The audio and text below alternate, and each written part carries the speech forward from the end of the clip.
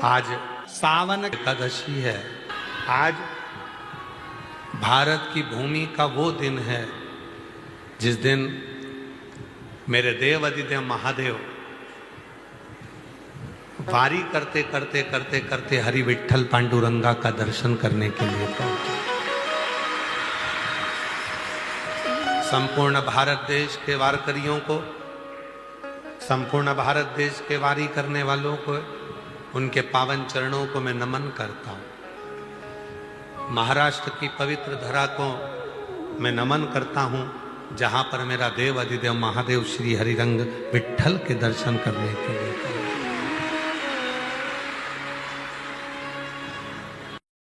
जब देवासुर संग्राम हुआ, देवासुर संग्राम में एक बार कुबेर जी ने कह दिया था, देवासुर संग्राम में जितना भी नष्ट हो जाएगा तो हो जाने दो, मेरे खजाने में सब भरा पड़ा है, मैं दे दूंगा। लक्ष्मी जी ने कह दिया, मैं नारायण की धर्म पत्नी लक्ष्मी, अगर देवासुर संग्राम में सब समाप्त हो गया तो मैं लक्ष्मी अपना भंडार लुटा दूंगी।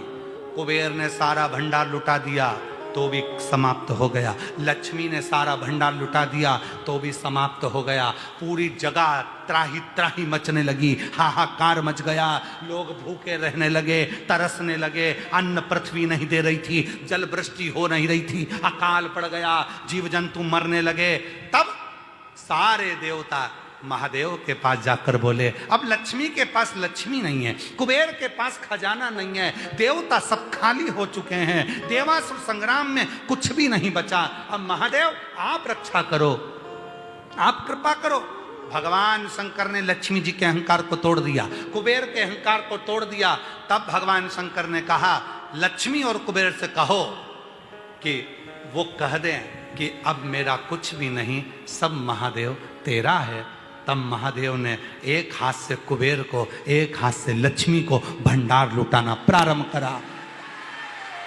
एक हाथ से मेरा महादेव लक्ष्मी को दे रहा है और एक हाथ से मेरा महादेव कुबेर को दे रहा है। दूसरे हाथ में त्रिशूल, एक हाथ में डमरू और महादेव की मुस्कुराहट, और गले में सर्प पड़ा है, मस्तक पर चंद्रमा है, नयन सुंदर जिससे महादेव दर्शन दे रहे हैं और महादेव दोनों हाथों से लुटा रहे हैं। तब भगवान ब्रह्मा, विष्णु और 33 कोटि देवताओं ने कह दिया, जिन शंकर भगवान ने लक्ष्मी और कुबेर को दिया और देवासुर संग्राम में जिन जिन जगह पर अकाल पड़ा था, भूखमरी हो रही थी, वहां पर भंडार भर दिया। आज से भोलेनाथ का नाम कुबेरेश्वर महादेव होगा, जो भंडार भरता रहेगा, उसका नाम कुबेरेश्वर महादेव, वो भंडार भरता। प्रेम प्रकट करने का तरीका क्या है? तो कहा, एक लोटा जल जब शिव जी को समर्पित करो, उस समय पर अपने भाव को शुद्ध रखो, निर्मल रखो, मन पवित्र रखो और शिव को चढ़ा दो। क्या चढ़ाना है? तो कहा, जल, उस जल के साथ में चढ़ाना है अपना निर्मल भाव, निर्मल चित्त, निर्मल मन, शिव को समर्पित करना, वो भाव।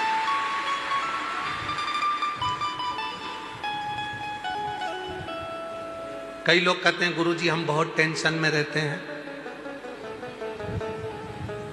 हमारा कोई भी काम बिना अटके तो होता ही नहीं है, बिना अड़चन के तो हमारा कोई कार्य होता ही नहीं है, कुछ ना कुछ अड़चन जरूर आती है मेरे काम में। हम उनसे निवेदन करते हैं, तुम अकेले ऐसे पैदा नहीं हुए हो कि तुम्हारे काम में अड़चन आती है। पृथ्वी पर जन्म लिया है तो हर व्यक्ति के काम में अड़चन आती है।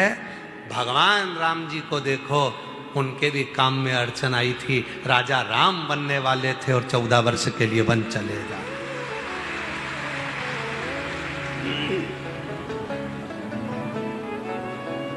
भगवान कृष्ण को देख लो, उनके भी काम में अड़चन आई, राम जी के काम में अड़चन आई। जो पृथ्वी पर जन्म लिए हो तो थोड़ा ना थोड़ा काम में तो अड़चन आई।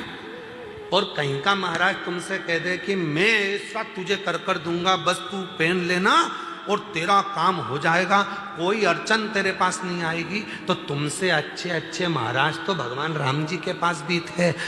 राम जी ने एक से भी नहीं कहा कि मेरी अड़चन मिटा दो, क्योंकि भगवान को मालूम था ये कर्म के लेख में जो लिखा कराया है उसको अपने अकेले को ही काटना पड़ेगा, कोई नहीं काट सकता। इसको अपने को स्वयं को काटना, यहां कोई दूसरा नहीं काटेगा, यहां कोई दूसरा नहीं काटेगा। इस कर्म के लेख को तुझे काटना,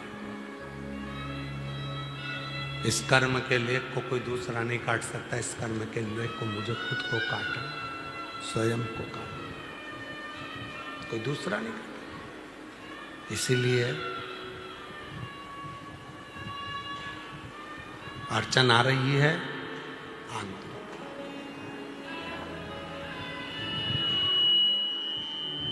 कई लोग कहते हैं उसने मेरा बुरा कर दिया, करने दो।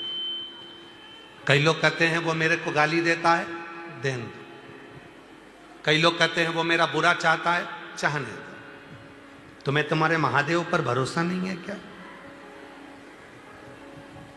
वो एक लाइन पहले बच्चे लोग सीढ़ियों पे बैठ के एक रील बना कर कहते, तुझे मुझ पे भरोसा नहीं क्या? वही ऐसा एक रील बनाई थी ना, सुनी थी तुम लोगों ने? क्यों मालेगांव वालों, सुनी थी? तुझे मुझ पे भरोसा नहीं क्या, ऐसी रील बनाई थी पहले किसी ने, तुझे मुझ पे भरोसा नहीं क्या। उसी तरह महादेव कहते हैं दुनिया तुझे गाली दे, अपशब्द कहे, ताने दे, आड़ा टेढ़ा बोले, बुरा बोले, आड़ा टेढ़ा बोले, चाहे गाली दे, चाहे अपशब्द कहे, चाहे दुनिया के लोग कितना भी तुझे आड़ा टेढ़ा कहें, तो चिंता मत करना, मुझ पर भरोसा करना, तेरा एक लोटा जल खाली नहीं जाने, खाली नहीं। जैसे आपसे कहा था शिव जी के मंदिर में जल चढ़ाने जाओ तो लोटे को खाली लेकर नहीं आना चाहिए, बोला था कि नहीं बोला था? खाली लेकर नहीं आना है। शंकर जी के मंदिर में जल चढ़ाने के बाद वहीं का जल 2 बूंद उसमें लेकर आओ, उस जल का आचमन करो, अपने घर में प्रोक्षण करो। क्यों? क्योंकि हम हरिद्वार नहीं जा सकते, हम बार बार काशी नहीं जा सकते, हम बार बार मथुरा वृंदावन नहीं जा सकते, हम बार बार अयोध्या नहीं जा सकते, हम बार बार ओमकारेश्वर नहीं जा सकते, हम बार बार उज्जैनी अवंतिकापुरी नहीं जा सकते, हम बार बार मानसरोवर नहीं जा सकते, हम बार बार कैलाश की यात्रा नहीं कर सकते, हम बार बार बद्री केदार नहीं जा सकते, हम बार बार पशुपतिनाथ नहीं जा सकते। तो क्या हुआ? हम कहीं नहीं जा सकते, पर अपने घर के पास के शंकर के मंदिर तो जा सकते हैं। जब हम मंदिर में जल चढ़ाएंगे, वो जल जब चढ़कर आएगा तो जितनी संसार की नदियां हैं, जितनी पवित्र नदियां हैं, जितने कुंड हैं, जितनी बावड़ी है, जितने सरोवर हैं, जैसे ही शिव पर जल चढ़ा वो सारा जल पवित्र नदियों का जल बन जाएगा और वो जल हम लेकर आएंगे। तो हमें रोज काशी, अवंतिकापुरी, उज्जैनी, ओमकारेश्वर, हरिद्वार, प्रयाग सबके स्नान का फल 1 सेकंड में मिल जाएगा। शंकर के चढ़े हुए जल को लिया, अपने ऊपर प्रोक्षण किया, बस तुमने हरिद्वार, प्रयाग, काशी, अयोध्या, सरयू, गंगा, यमुना, कावेरी, मंदाकिनी सब 1 सेकंड में नहा ली, 1 सेकंड में।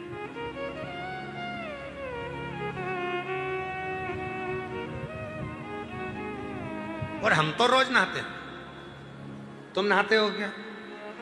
जम के तो बोलो।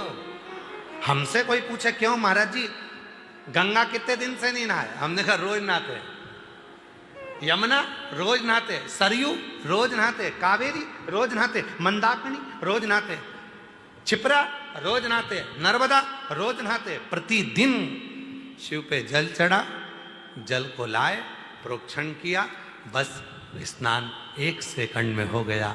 गंगा, यमुना, सरयू, सरस्वती, कावेरी, मंदाकिनी सब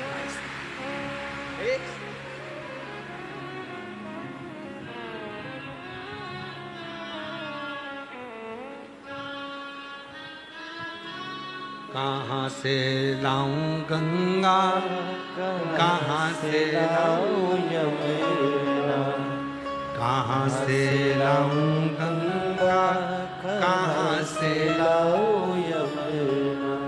कहाँ से लाऊं सरयू अपार पड़ी रे, कहाँ से लाऊं सरयू अपार पड़ी रे, और भोले तेरी सेवा हमसे ना बनी रे। कहाँ गंगा जाऊंगा, कहाँ यमुना जाऊंगा, कहाँ कावेरी जाऊंगा, कहाँ सरयू जाऊंगा। इससे अच्छा है अपने मटके का एक लोटा जल भरकर शंकर के मंदिर जाऊंगा, जल चढ़ाऊंगा, उसी जल को आचमन करूंगा, प्रोक्षण करूंगा, सारा जल मुझे वहीं की वहीं प्राप्त हो जाएगा। सारा जल मुझे कहीं नहीं जाना। हम तो ये मानते हैं कि सावन के महीने में भी भोलेनाथ एक, जैसे लोग गंगा जी में चुंबक फेंकते हैं और उसमें जो चिपक गया वो चिपक गया, उसी तरह भोलेनाथ भी सावन के महीने में शिव महापुराण रूपी चुंबक को डालकर हिलाते रहते हैं। किसके भाग्य में है और कितने लोग चिपक सकते हैं ये उसी को मालूम है।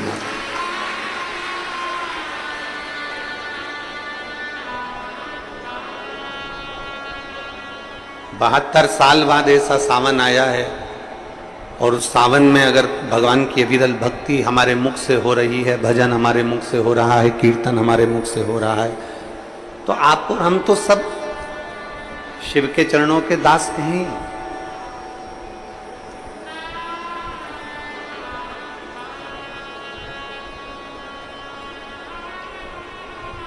कहते हैं,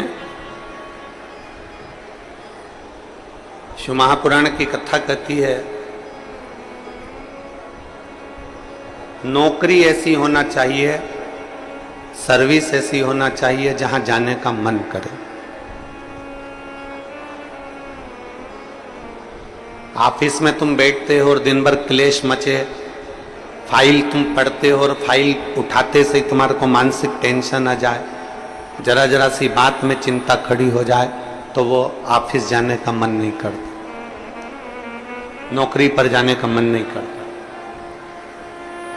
नौकरी ऐसी हो जहां जाने का मन करे, और घर ऐसा हो जहां वापिस आने का मन करे।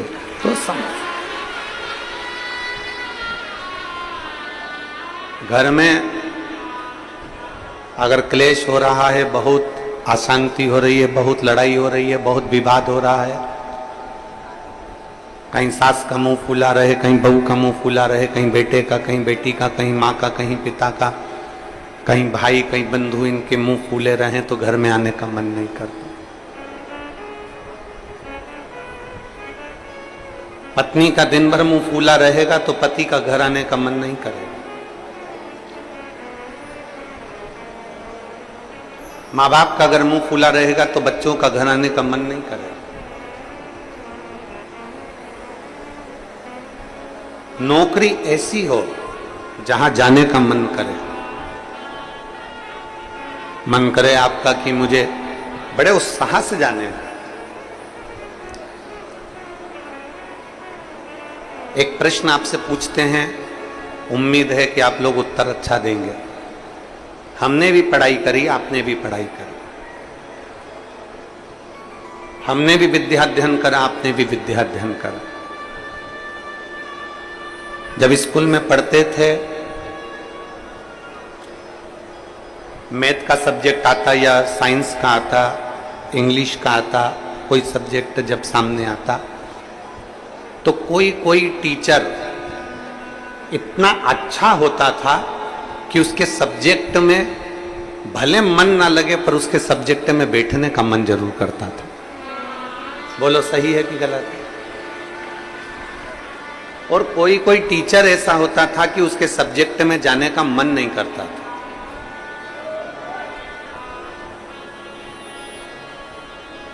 उनके सब्जेक्ट में जाने का मन नहीं करता। कोई टीचर इतना अच्छा, बहुत प्रेम से, बहुत स्नेह से, बहुत लाड़ प्यार से पढ़ाता है, बहुत स्नेह से पढ़ाता है तो उसके यहां जाने का मन कर जाता है। और कोई कोई टीचर ऐसा होता है कि वो पढ़ाता है पर उसके अंदर इतना क्रोध, इतना गुस्सा है, कहीं मारना, कहीं ठोकना, कहीं अपशब्द कहना, कहीं कुछ कहना, तो मन ही नहीं करता कि उस टीचर के पास में जाकर बैठा। पढ़ना है आपको, सारे सब्जेक्ट पढ़ना है आपको, और प्रत्येक सब्जेक्ट को आपको तैयार करना है, प्रत्येक सब्जेक्ट आपको पढ़ना है, पर आप उस टीचर के सब्जेक्ट में नहीं जाओगे। प्रत्येक सब्जेक्ट आपको पढ़ना है, प्रत्येक सब्जेक्ट आपको धारण करना है, पर आप उसके सब्जेक्ट में नहीं पहुंचोगे। बस जैसे स्कूल में कोई टीचर अच्छा है तो उसके सब्जेक्ट को पढ़ने के लिए आप जरूर जाते हो, उसी तरह नौकरी ऐसी हो जहां जाने का मन करे आपका।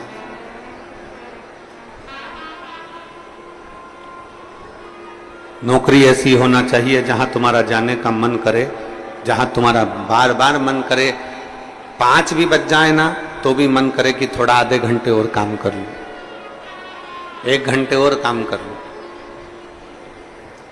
15-20 मिनट और काम कर लूं। नौकरी अगर अच्छी है तो तुम्हारा जाने का मन बड़ा करेगा और वहां बैठने का भी मन करेगा।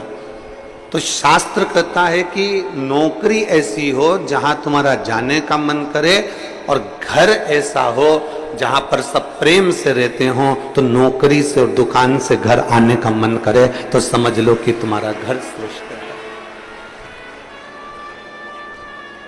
तो समझिए कि उसमें तुम्हारी श्रेष्ठता है।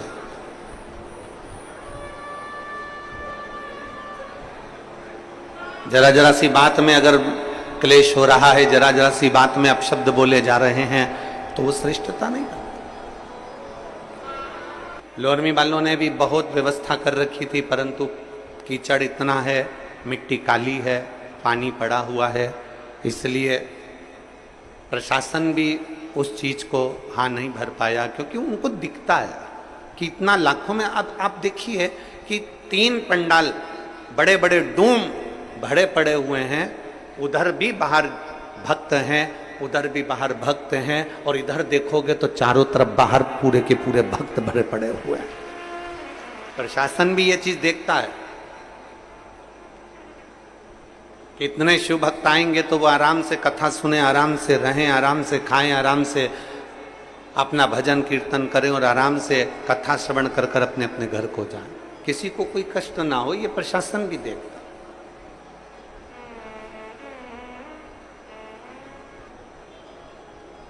21,600 श्वास में से 21,600 श्वास जो चल रही है, उसमें से जितनी श्वास हम परमात्मा को दे सकते हैं उतना दीजिए। हम जितना भजन कर सकते हैं उतना भजन करें,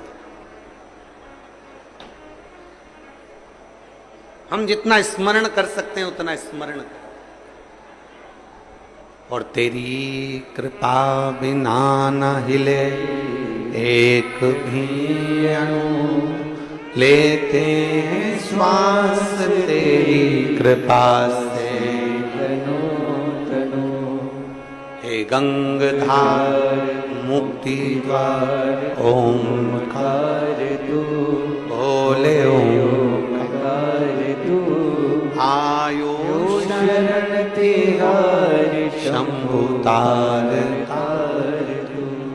बखान क्या करूं मैं राखों के ढेर का, चपटी भभूत में खजाना कुबेर का। हे गंगाधार मुक्ति द्वार ओंकार तू, भोले ओंकार तू। आयो शरण तिहारी शंभु तार तार तू। कहां प्रभु कृपा करे? एक एक श्वास, और श्वास में से भी जो श्वास आपको ठीक लगे वो परमात्मा को दीजिए।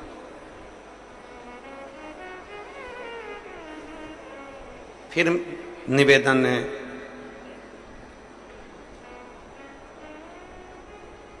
फिर निवेदन कि नौकरी पर वहीं जाना अच्छा लगता है जहां स्नेह हो।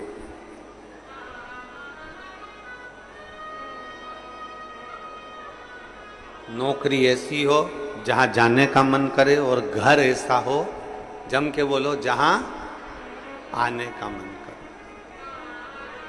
घर ऐसा कब हो सकता है? चप्पल कौन कौन पहनता है? जूता कौन कौन पहनता है? अरे हाथ तो उठाओ, चप्पल जूते तो पहनते होगे, ठीक है। कोई 7 नंबर की, कोई 8 नंबर की, कोई 6 नंबर की, कोई 9 नंबर की, कोई 10 नंबर की, कोई 11 नंबर की, कोई 12 नंबर की चप्पल पहनते, जूता पहनते। आप में से कोई ऐसा है जो एक पांव में 6 नंबर की चप्पल पहनता और दूसरे पांव में 9 नंबर की पहनता? कोई नहीं पहनता।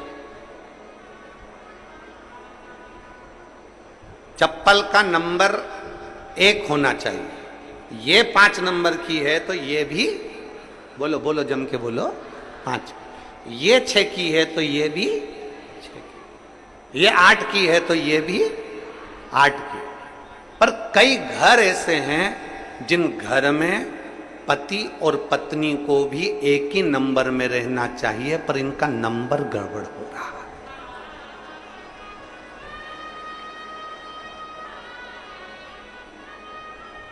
पति 8 नंबर में हो गया और पत्नी 6 नंबर में हो गई तो विवाद चालू हो गया। पत्नी 10 नंबर में हो गई और पति 7 नंबर में हो गया तो विवाद चालू। कितने चतुर हो आप सब। जितने श्रोता भाई बहन आस्था चैनल पर कथा सुन रहे हैं, फेसबुक यूट्यूब पर कथा सुन रहे हैं, जरा विचार करिएगा कि कितनी विद्वत्ता है आप में। आप दोनों पांव में चप्पल बराबर की पहनते हो, 6 number 6 number, 7 number 7 number, 8 number 8 number, 9 number 9 number, बराबर की पहनते हो। एक ही नंबर की चप्पल दोनों पांव में पहनते हो और घर पर जाते हो तो विचार करते हो कि पत्नी से झगड़ा हो रहा है, पति से झगड़ा हो रहा है, बच्चों से झगड़ा हो रहा है, रिश्तों में झगड़ा हो रहा है, नातों में झगड़ा हो रहा है। नहीं, शिव महापुराण की कथा कहती है अपने घर के प्रत्येक व्यक्ति का आपस में तालमेल मिलना चाहिए, नंबर 1 ही होना चाहिए, सबका सामंजस्य मिलकर चलना चाहिए। हाँ,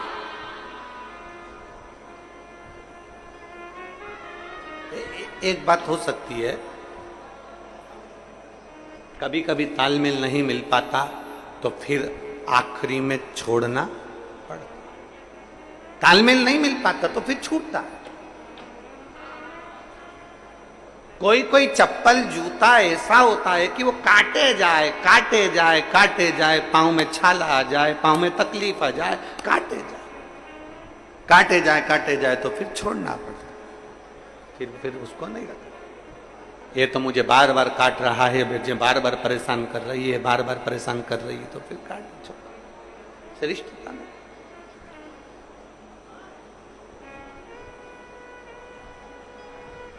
जूते, कपड़े और रिश्ते, कौन कौन सी चीज जम के बोलो जरा, सब बोलो, जितने भिलाई वाले बैठे हो सब बोलो, आस्था चैनल पर जो कथा सुन रहे हैं वो भी बोलो। जूते, कपड़े और रिश्ते, जब ये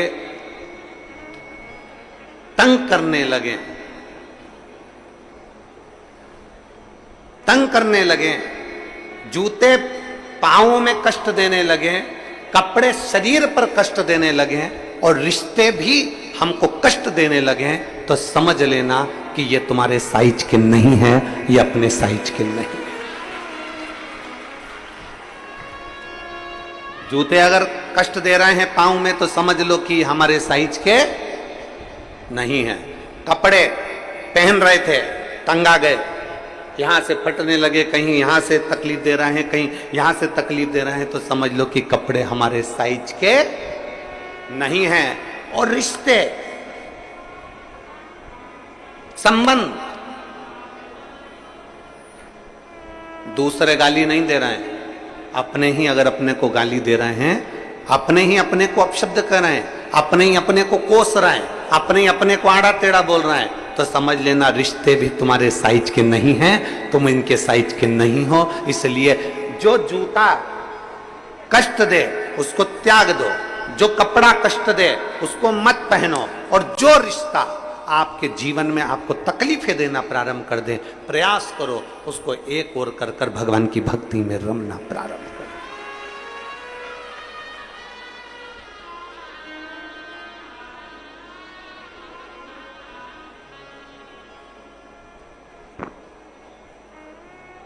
कमाई किसने करी? आपने। मेहनत किसने करी? आपने। मेहनत आपने करी है, कमाई आपने करी है, परिश्रम आपने करा है, दिन रात पसीना आपने बहाया, दिन रात मेहनत में आप लगे रहे, दिन रात मेहनत में आप लगे रहे, दिन रात तुमने एक कर दिया। दुनिया के लोगों को भले लगा कि पैसा कमाना सरल है, पर आपने पूरी जिंदगी कमाया तो आपको मालूम है कि कितनी मेहनत करी है।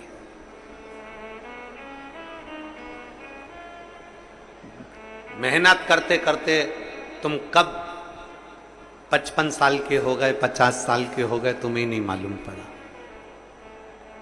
तुम कब 48 के हो गए, कब तुम 45 के हो गए, तुमको नहीं मालूम पड़ा। मेहनत तुमने करी, कमाया तुमने, नाम तुमने, शोहरत तुमने, बंगला तुमने, फ्लैट तुमने, कोठी तुमने, जमीन तुमने, दुकान तुमने, प्रॉपर्टी तुमने, फैक्ट्री तुमने बनाई। और मालूम पड़े इतना करने के बाद भी अगर तुम्हारा बेटा तुम्हारे मुख पर आकर तुमसे तेज आवाज में बात कर ले तो समझ लेना कि यह कोठी और बंगला सब शून्य है। इतनी मेहनत किसके लिए करी थी? अपने बच्चों के लिए। इतना किसके लिए बनाया था? अपने बच्चों के लिए। और आज अपना ही पुत्र, अपना ही बेटा, अपनी बेटी चिल्लाकर बात करे अपने से। जिस ऑफिस में बैठते हो, जिस दुकान पर बैठते हो, वहां नौकर तुम्हारी हाँ हजूरी करता है, सर बोलिए, सर बोलिए, सर बोलिए, सेठ जी बोलिए। फैक्ट्री में बोल रहा है, सेठ जी बोलिए। नौकर सुलट ठोक रहा है, बार बार तुमको विनती कर रहा है, सर, सेठ जी।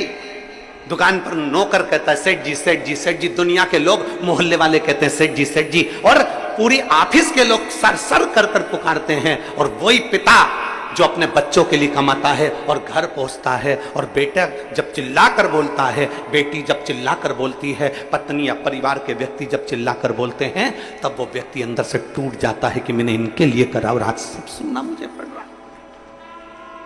भीतर से टूटता है, भीतर से।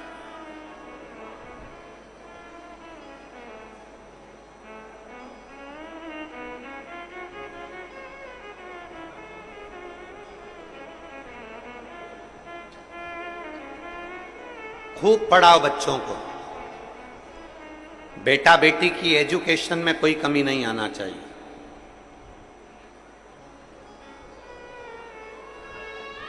बच्चों की पढ़ाई में कोई कमी नहीं आना चाहिए। अपने बच्चों को, अपने बेटा बेटी को खूब पढ़ाओ, खूब एजुकेशन दीजिए, अच्छी ट्यूशन दीजिए, अच्छा पढ़ाइए।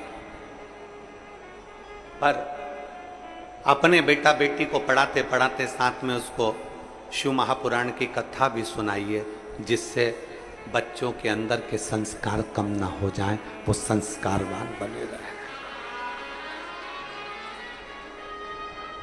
पढ़ाओ इतना, तुम्हारी सामर्थ्यता से ज्यादा पढ़ाओ। बच्चा अगर पढ़ना चाहता है तो उसको खूब पढ़ाओ, जितना पढ़ा सकते हो पढ़ाओ।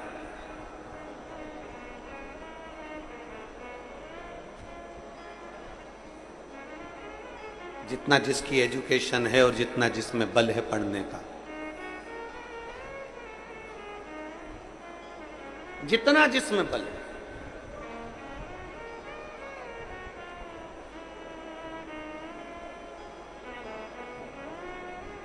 कभी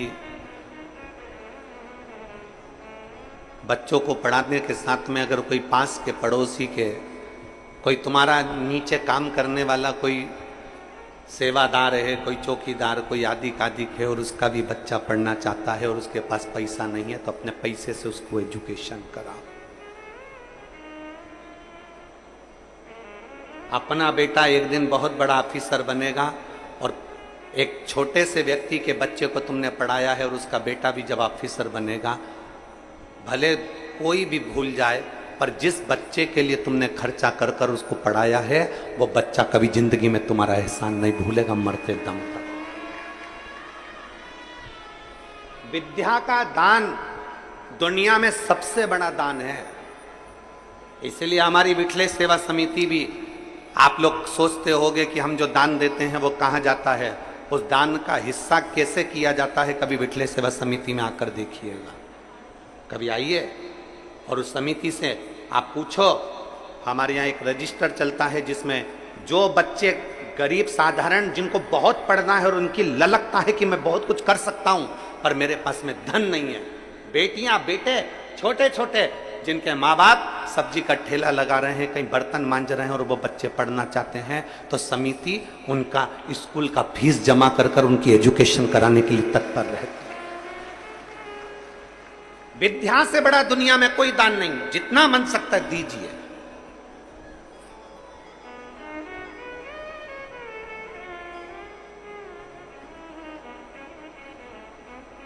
विद्या से बड़ा दान है, देव कर सकते हो तो कर दो,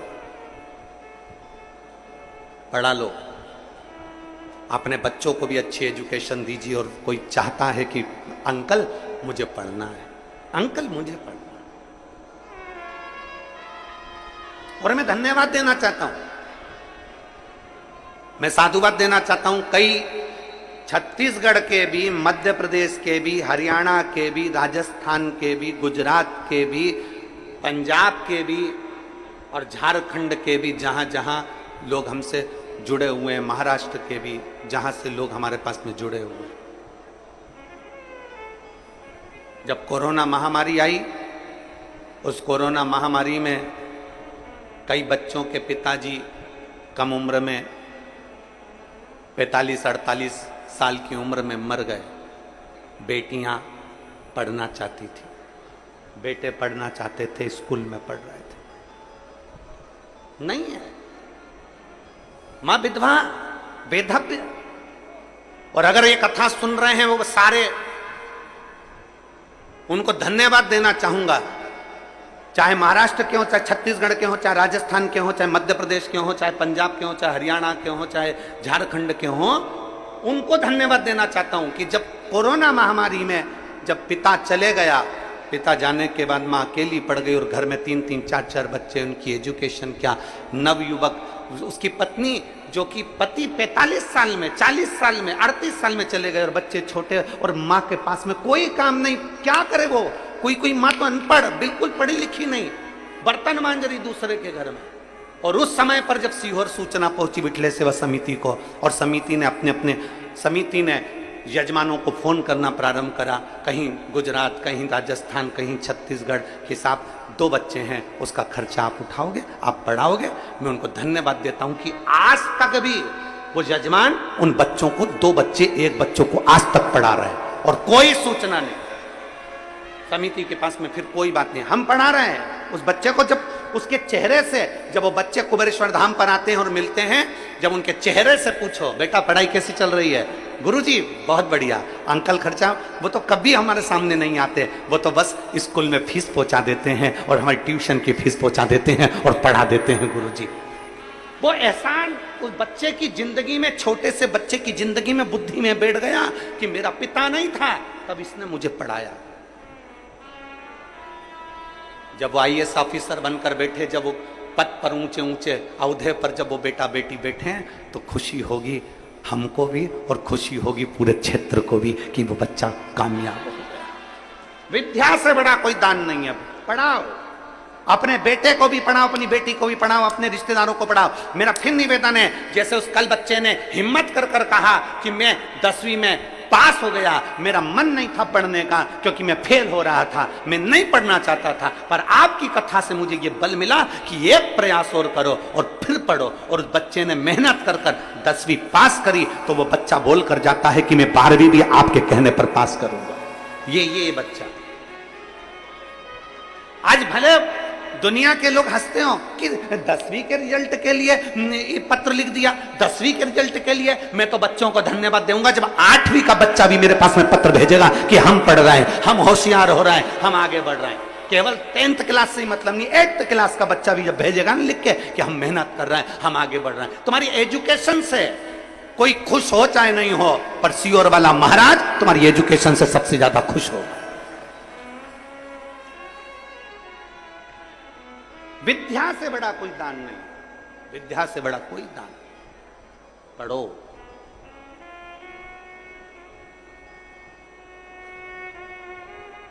पढ़ो, खूब पढ़ो। जितना अपने बच्चों को भी पढ़ाओ और साथ में प्रयास करो कि कोई अगर है और उसको जरूरत है एजुकेशन की, उसको पढ़ाए। दान। और मत बुरे कर्म कर बंदे वरना पछताएगा, भगवान की आंखों से तू बच नहीं पाएगा, तू बच नहीं पाएगा। अरे ओ अज्ञानी मत कर नादानी, अरे ओ अज्ञानी मत कर नादानी। अपने जीवन में कुछ अच्छा मान लो, परिवार में रह रहे हो, इतना कमाने के बाद भी अगर परिवार के लोग तुमसे क्रोध में बात करें, गुस्से में बात करें, चिढ़ के बात करें, अकड़ के बात करें, चिल्ला के बात करें, तो दिल टूट जाता है कि मैं दिन भर इतनी मेहनत करती हूँ। कई बहुएं ऐसी हैं दिन भर लगी रहती है, दिन भर सुबह से उठती है, झाड़ू पोछा बर्तन भांडा सब करती करती करती करती, सबका खाना बनाकर, सबको खिलाकर, बच्चों को स्कूल भेजकर, पति का टिफिन भेजकर, आखिरी में 2 रोटी खाने बैठती है। और उस समय भी अगर घर के लोग उससे चिढ़कर, क्रोध में आकर, अकड़ में, पति ऑफिस से आया और चिल्लाकर बात करे, बच्चे स्कूल से आए और चिल्लाकर बात करें, तो वो बहू भी अपनी आंखों से आंसू बहा देती है कि मैं दिन रात इनके लिए करती हूं तो भी मुझे सुनना पड़ रहा है। आदर करो अपनी माँ का, आदर करो अपने पिता का, आदर करो अपने गुरु का, आदर करो अपने शिक्षक का। वो टीचर का भी आदर करो जो पढ़ाता है तुमको।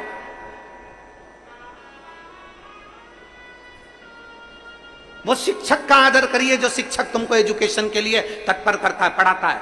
अपने बच्चे को छोड़कर एक महिला शिक्षक,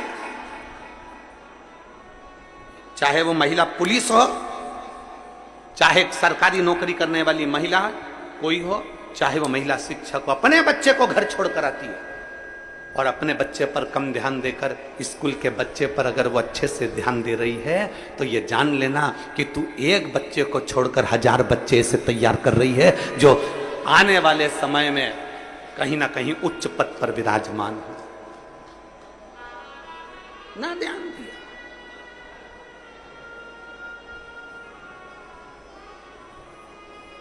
पांव में जूता एक ही नंबर का है, चप्पल एक ही नंबर की है। निवेदन है, जूता, कपड़ा और रिश्ते जब कष्ट देने लगे ये तीनों, तो समझ लेना कि ये हमारी साइज के नहीं है। कोई तुमको दिन रात कष्ट दे रहा है। भगवान कृष्ण की कथा आती है, उनके बुआ का लड़का शिशुपाल अपशब्द कह रहा है।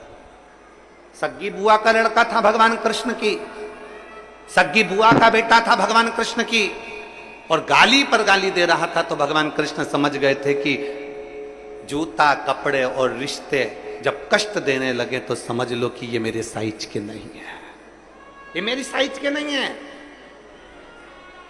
ये मेरी बुआ का लड़का होकर मुझे गाली देता है, ये मेरी बुआ का लड़का होकर अपशब्द कह रहा है, मेरे साइज का नहीं है, हमारी बराबरी का नहीं है। कोई ऊंचे ऊंचे पद पर बैठकर भी अगर आपको गाली दे, अपशब्द दे, बद्दुआ दे, तो समझ लो ये तुम्हारी साइज का नहीं है। बड़े ऊंचे ऊंचे पद पर बैठ गए और मालूम पड़े तुमको गाली दे रहे हैं, तुमको अपशब्द कर रहे हैं, तुमको बद्दुआ दे रहे हैं, तुमको आड़ा टेढ़ा कर रहे हैं, समझ लेना ये तुम्हारी साइज का नहीं है। ये तुम्हारी साइज का नहीं है।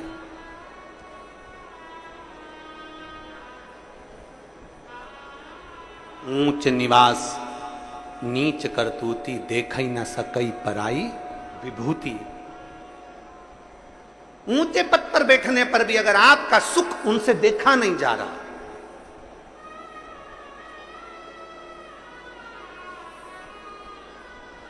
समझ लीजिए कि आपके साइज के नहीं है। आप अपनी भक्ति में लीन रहो, आप अपने भजन में लीन रहो।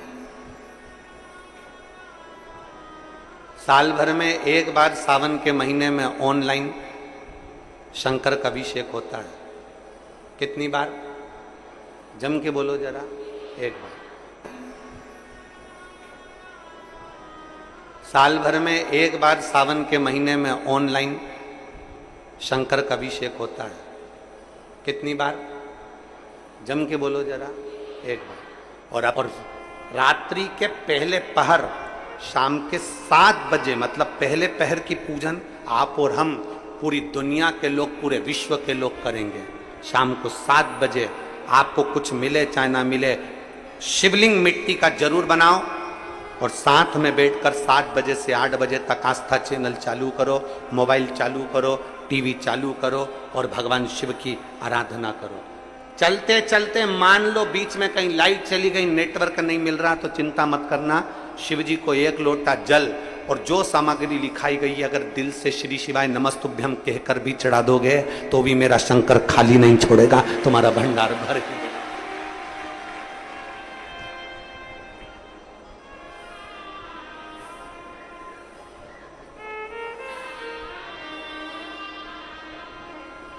भर दो।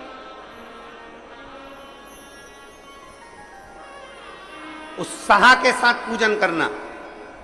तुम्हें लगना चाहिए कि 2 अगस्त को मेरा बाबा मेरे घर आ रहा है। इतनी खुशी रखो उस दिन, इतनी प्रसन्नता रखो कि मेरा बाबा मेरे घर आ रहा है।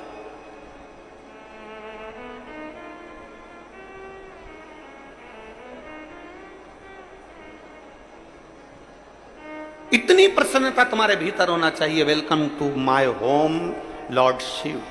मेरे घर में आज शंकर आ रहे हैं, बड़ी प्रसन्नता का विषय, बड़ी खुशी का विषय। आज मेरे घर में मेरा शिव आ रहा है, मेरा शंकर। और शाम को जब 7 बजे से 8 बजे तक पूजन हो जाए, 8 बजे शंकर के उस शिवलिंग की थाली अपने सिर पर रखकर, थाली, नगाड़ा, ढोल, मंजीरा, ताली, घंटी बजाते हुए घर के बाहर जाकर पात्र में विसर्जन कर दो। नदी तालाब बाजू में हो और ज्यादा पानी नहीं हो तो वहां कर सकते,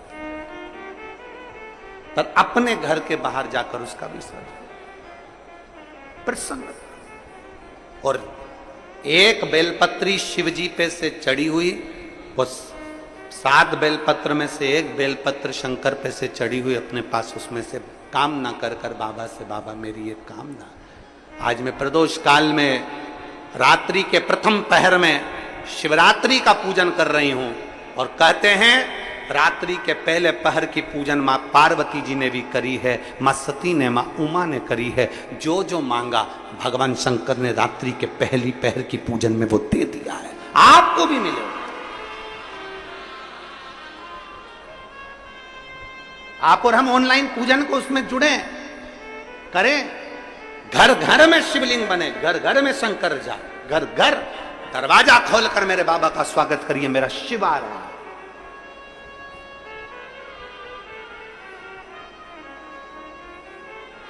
एक व्यक्ति ने प्रश्न किया, गुरुजी महा महीने की शिवरात्रि जो आती है फरवरी में, वो सबसे बड़ी शिवरात्रि होती है, आप सावन की शिवरात्रि को इतना बड़ा बना दिए, इतना बड़ा बना दिए, सावन की शिवरात्रि में ऐसा क्या है?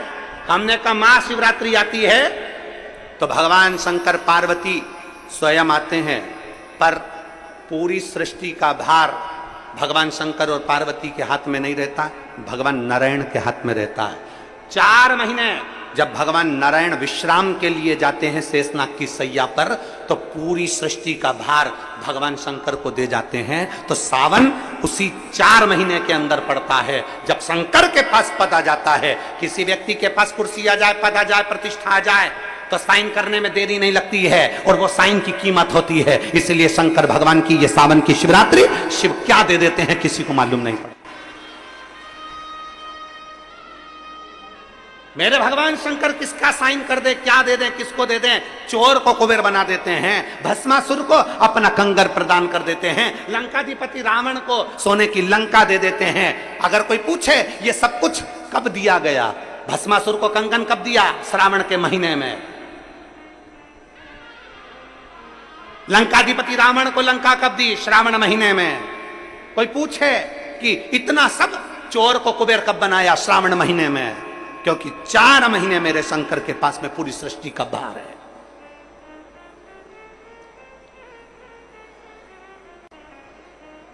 जो विधायक के पद पर बैठा है, जो मंत्री के पद पर है, जो कलंतरी के पद पर बैठा है, जो कोई ऊंचे ओहदे पर बैठा है, जब तक उसकी सत्ता है, कुर्सी है, तब तक जो भैया भैया भैया, तो वो अब पद ही नहीं रहे, जब फिर उस समय पर हाँ भैया बात।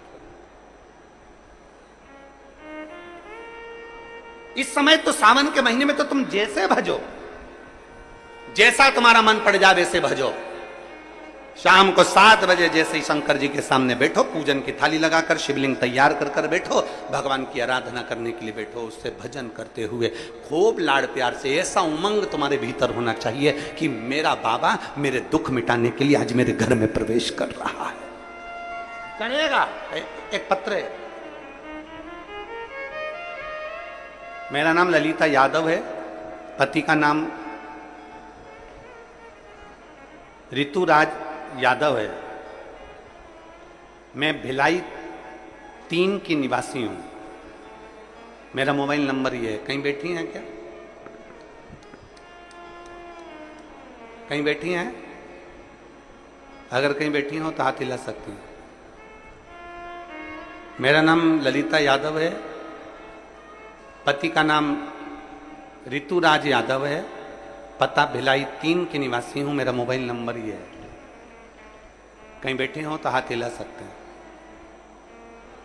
और हो तो बेलपत्र लेने के लिए आ सकते हैं, और अगर बच्ची साथ में आई हो तो उसको भी ला सकते हैं। मेरी बेटी का नाम लाभी यादव है, उसका जन्म 28/12/2018 को हुआ।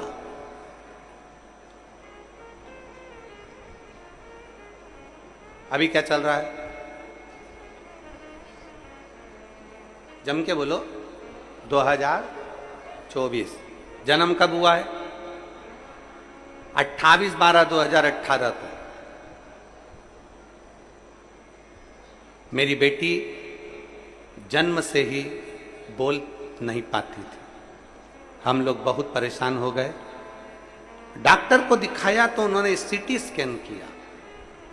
सीटी स्कैन में आया कि ये बच्ची बोल नहीं सकेगी, इसके जन्म से ही इसकी जिह्वा, इसकी तालू बेकार, ये नहीं बोलेगी।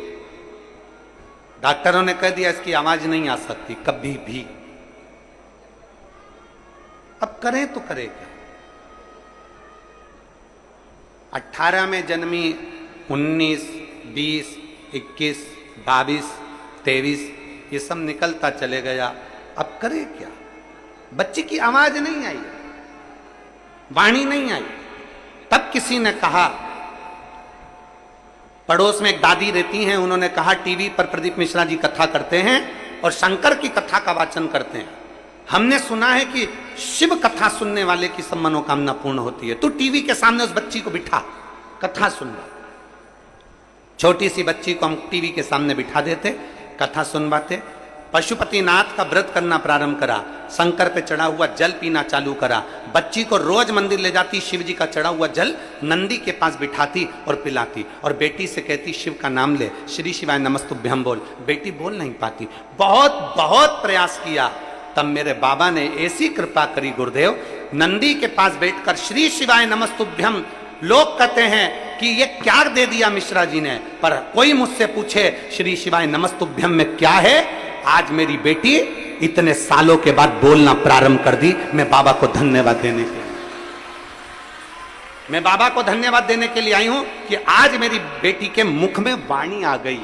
जो बोलती नहीं थी, निपट गूंगी, डॉक्टर ने कह दिया था ये नहीं बोल सकती, उसके मुख में वाणी, उसके मुख में वाणी। एक लाइन अच्छी लिखी है, आप और हम सब मिलके गुनगुनाते हैं।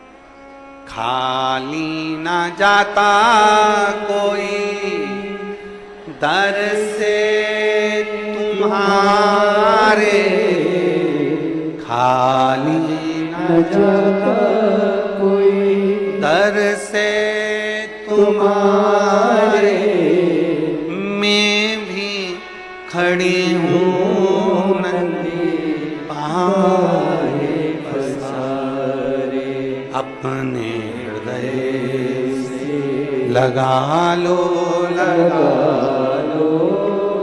गिरा जा रहा उठा लो भोले अपने दर से अब तो ना टालो, गिरी जा रही हो उठा लो। एक पत्र और है,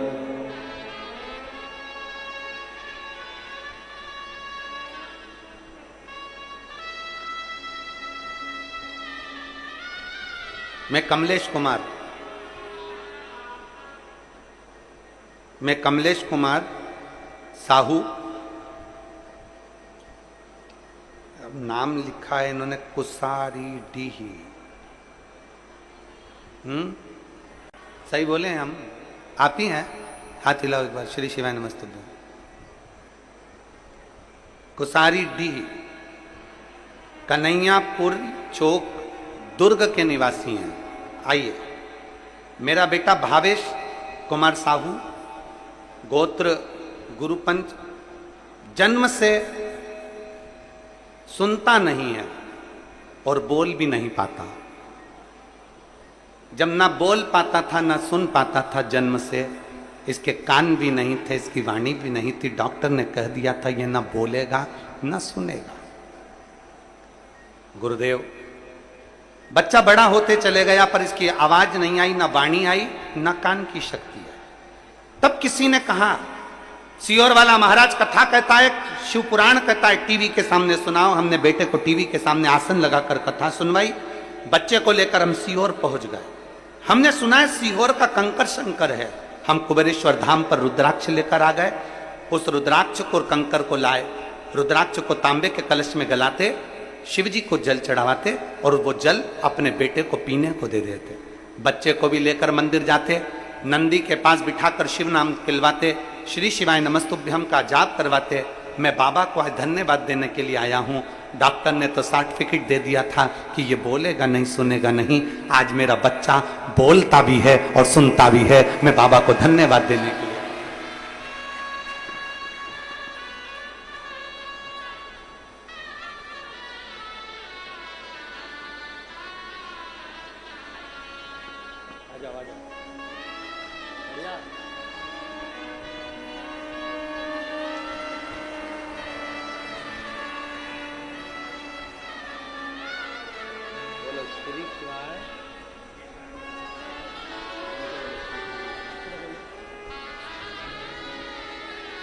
माइक में ऊपर आओ, ऊपर आओ, बैठो। श्री शिवाय नमस्तुभ्यं। नमः शिवाय। हर हर ओम नमः शिवाय। हर हर हाय हाय महादेव।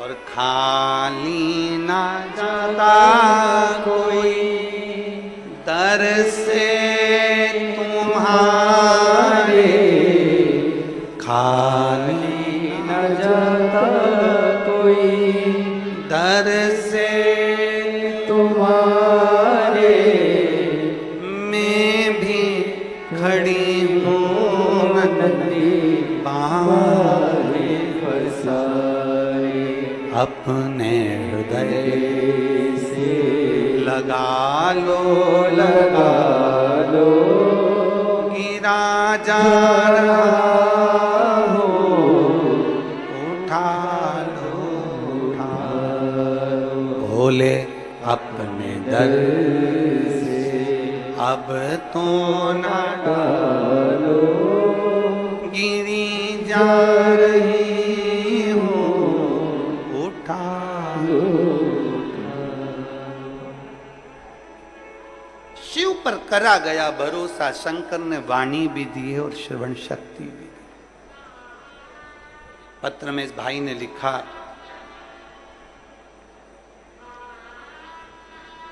जो दुनिया में कोई नहीं कर सकता वो शिव पुराण और भोलेनाथ कर सकता है।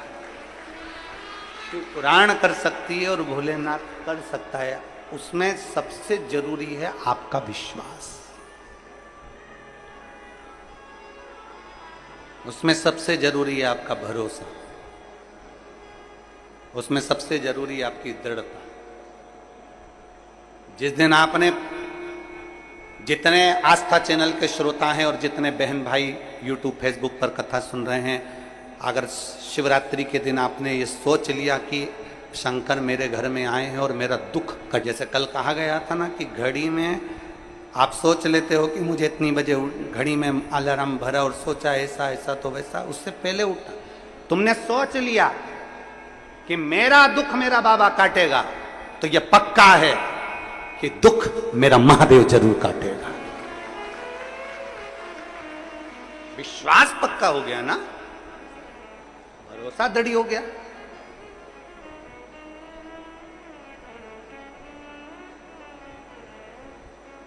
और मैंने तेरे ही भरोसे बाबा, तेरे ही भरोसे हवा बिच उड़ती जावांगी, बाबा डोर तो छड़ी में कट्टी जावांगी, भोले मैं तेरी पतंग, शंभो मैं तेरी पतंग, हवा बिच उड़ती जावांगी, बाबा डोर तो छड़ीना में कटी जावांगी, भोले मैं तेरी पतंग, शंभो मैं तेरी। विश्वास की जागरूकता अपने भीतर करो। जिस दिन विश्वास की जागरूकता हो गई उस दिन शिव मिलेगा। घर में रहो, परिवार में रहो, नातों में रहो, रिश्तों में रहो, कुटुंब में रहो, पर प्रेम के साथ रहो, स्नेह के साथ रहो, द्वेष के साथ नहीं, प्रेम के साथ। आइए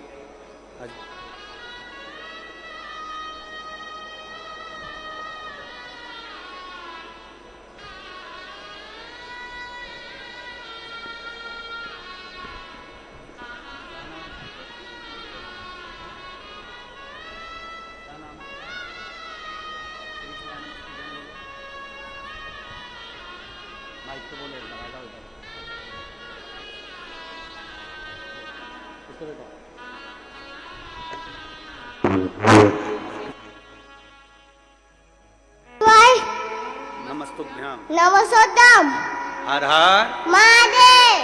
जय।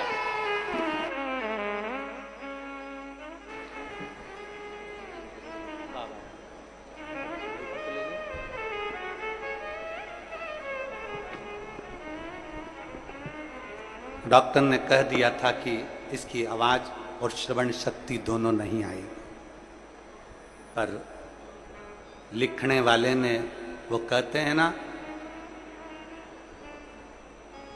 विधाता लिखता है तुम्हारा भाग्य, विधाता लिखता है तुम्हारा भाग्य, पर देव अधिदेव महादेव विधाता के लिखे हुए लेख को भी मिटा देता है। वो सामर्थ्यवान है,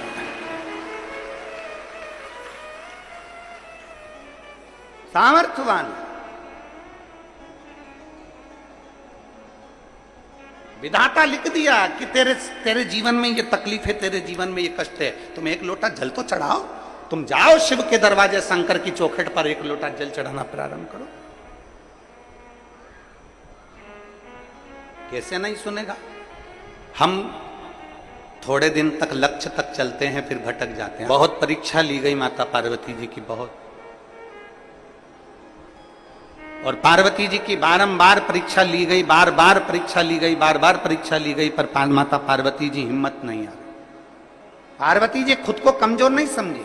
उनको मालूम था कि अगर मैं शंकर को जप रही हूं, मैं शिव को भज रही हूं, मैं भगवान शंकर का गुणगान कर रही हूं, मैं शिव तत्व को जान रही हूं, तो ये पार्वती जी के मन में एक भाव उत्पन्न हो गया था कि मुझे शिव मिलेंगे जब, मुझे ओगरदानी मिलेगा, मुझे मेरा महादेव मिलेगा।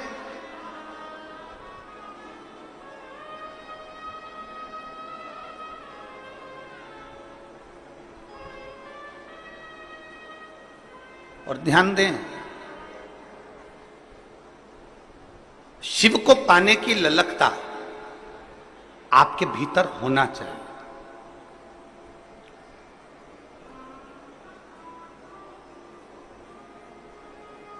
हम फिर निवेदन करेंगे कि अपने भीतर एक ऐसा तत्व, अपने भीतर ऐसा समर्पण, अपने भीतर भगवान की अविरल भक्ति को अपने भीतर ऐसा समाहित कर लो कि एक ना एक दिन ऐसा आए कि मेरा शिव तुम्हारे सम्मुख में आकर खड़ा हो जाए और तुम्हारे को दर्शन देकर जाए। इतना अपने आप में बल उत्पन्न करो।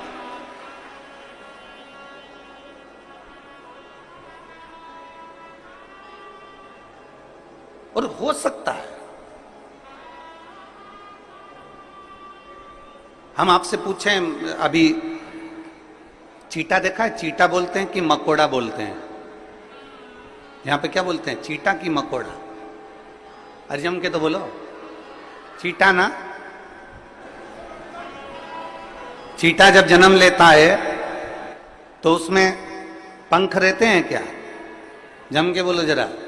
नहीं रहते। चीटा जब जन्म लेता है तो उसमें पंख नहीं रहते, पर चीटा अपने कर्म में लगा रहता है, अपने कार्य में लगा रहता है और कर्म करता रहता है, कार्य करता रहता है, करता रहता है, करता रहता है, करता रहता है, करता रहता है। धीरे धीरे धीरे धीरे चीटे में पंख आ जाते हैं। देखे आप लोगों ने चीटे में पंख? चीटा जन्म लेता है जब उसमें पंख नहीं होते हैं, चीटे में पंख नहीं रहते हैं, पर चीटा अपना कर्म करता रहता है, कर्म करता रहता है, तो चीटे में पंख आ जाते हैं, चीटे में पंख उत्पन्न हो जाते हैं और वो चीटा भी उड़ने लगता है। जरा विचार करना, चीटा अपना कर्म करता रहता है तो एक दिन परमात्मा उसको भी पंख लगा देता है, और यदि आप अपने कर्म के प्रति जागरूक हो जाएंगे तो वो परमात्मा आपको भी पंख लगाकर आगे बढ़ा है, आपको अपनी मंजिल तक पहुंचा दे।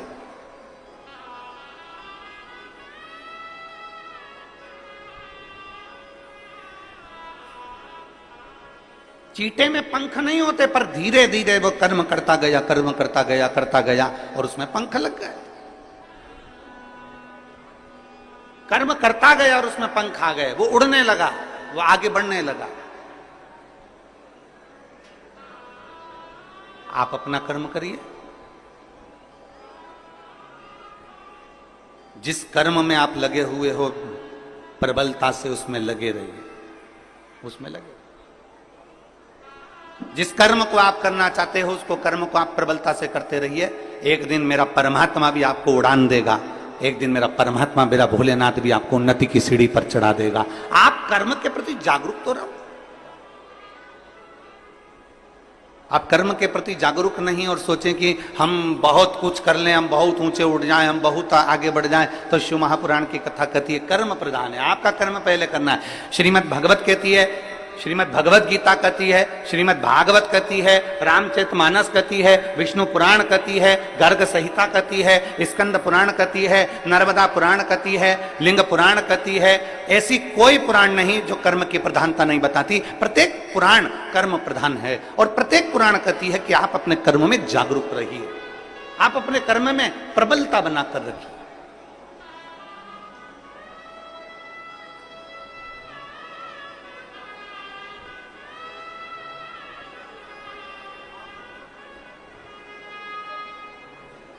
हमारे बीच में माननीय पवन साय जी, भाजपा प्रदेश संगठन मंत्री छत्तीसगढ़ शासन से, एवं माननीय नंदन जैन जी, भाजपा प्रदेश कोषाध्यक्ष छत्तीसगढ़ शासन से आए हैं। आप दोनों पधारे व्यासपीठ का पूजन करने के लिए, पधारिए। एक बार इनके लिए जोरदार ताली बजाकर स्वागत वंदन, एक बार इनके लिए जोरदार ताली बजाकर स्वागत वंदन।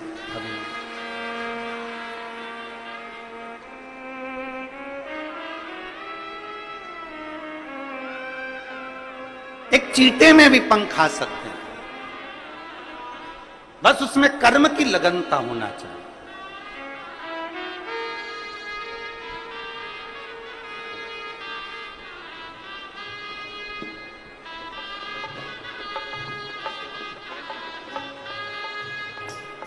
एक अपनी कर्म की लगनता प्रबल होना चाहिए।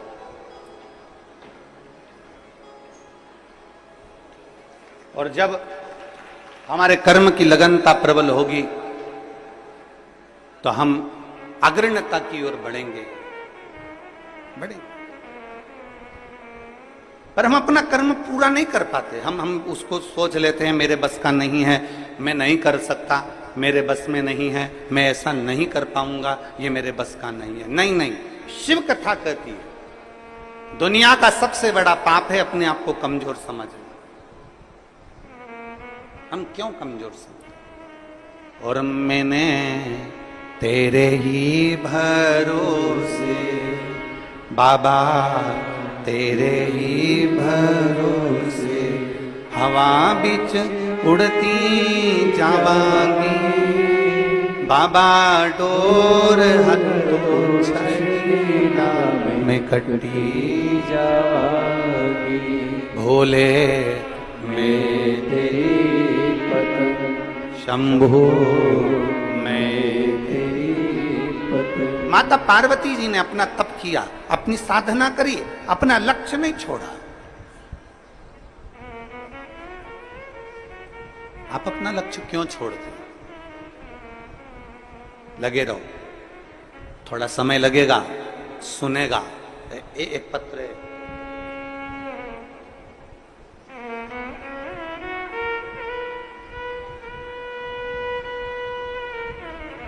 मैं राजकुमारी यादव, पति श्री शांतिलाल यादव,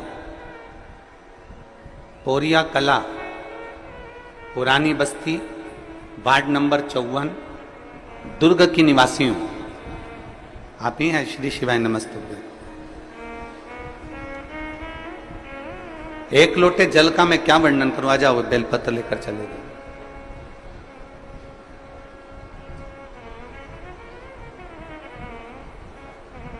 पशुपतिनाथ के व्रत का मैं क्या वर्णन करूं गुरु जी? मेरी भतीजी जिसकी शादी को 17 साल हो गए थे, 17 साल से उसके घर में संतान का सुख नहीं था। ऐसी कोई जगह नहीं जहां हम हमारी भतीजी को लेकर नहीं गए, और 17 साल उसको हमने हर जगह हर डॉक्टर को दिखाया, टेस्ट बेबी भी करवाया, पर संतान का सुख नहीं आया। हमने हमारी भतीजी को पशुपतिनाथ का व्रत का वर्णन किया और उसको सफेद आंकड़े की जड़ का वर्णन किया। मेरी भतीजी ने 3 बार पशुपति व्रत करे पर संतान का सुख नहीं आया, चौथी बार पशुपति व्रत करे पर संतान का सुख नहीं आया।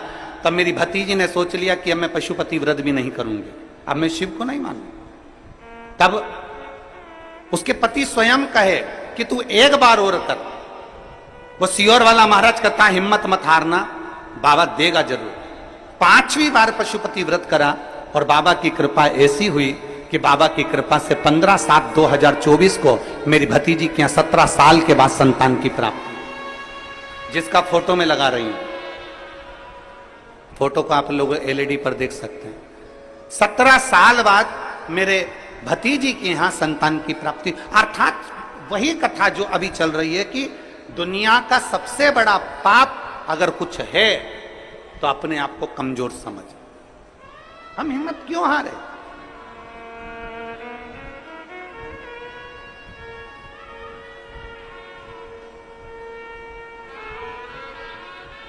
क्यों हिम्मत हारे?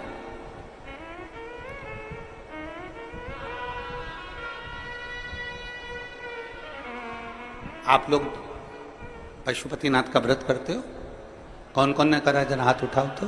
आ जाइए, आ जाइए, आ जाओ, आ जाओ, जल्दी आओ, जल्दी आओ, जल्दी आ जाओ।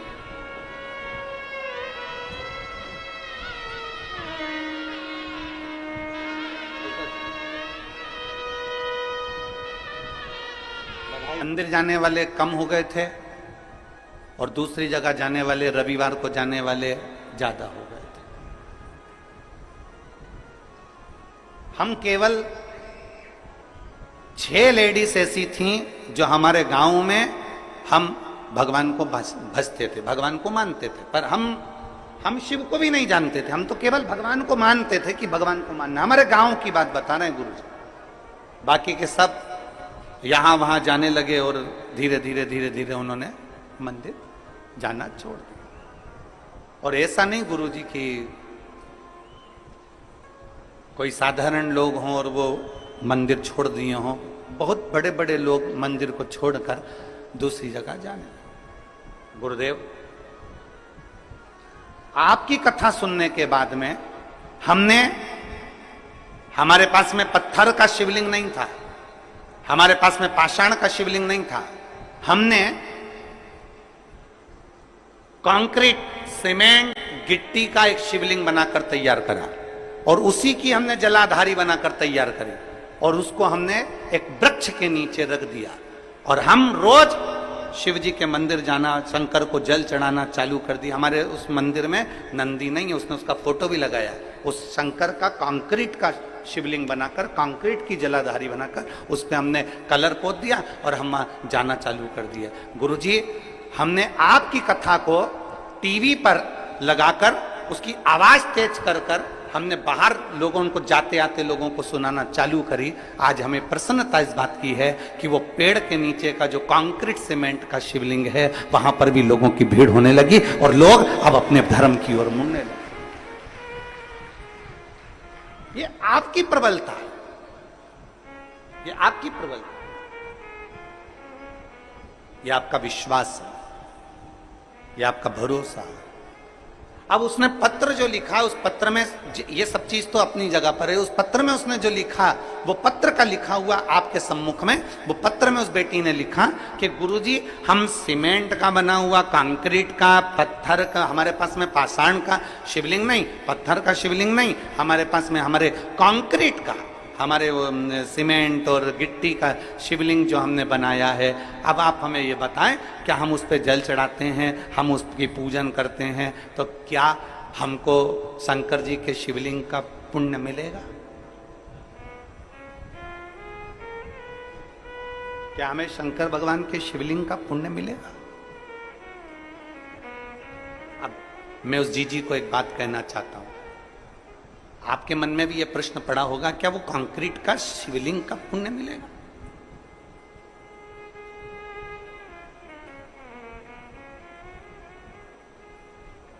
पहले तो मैं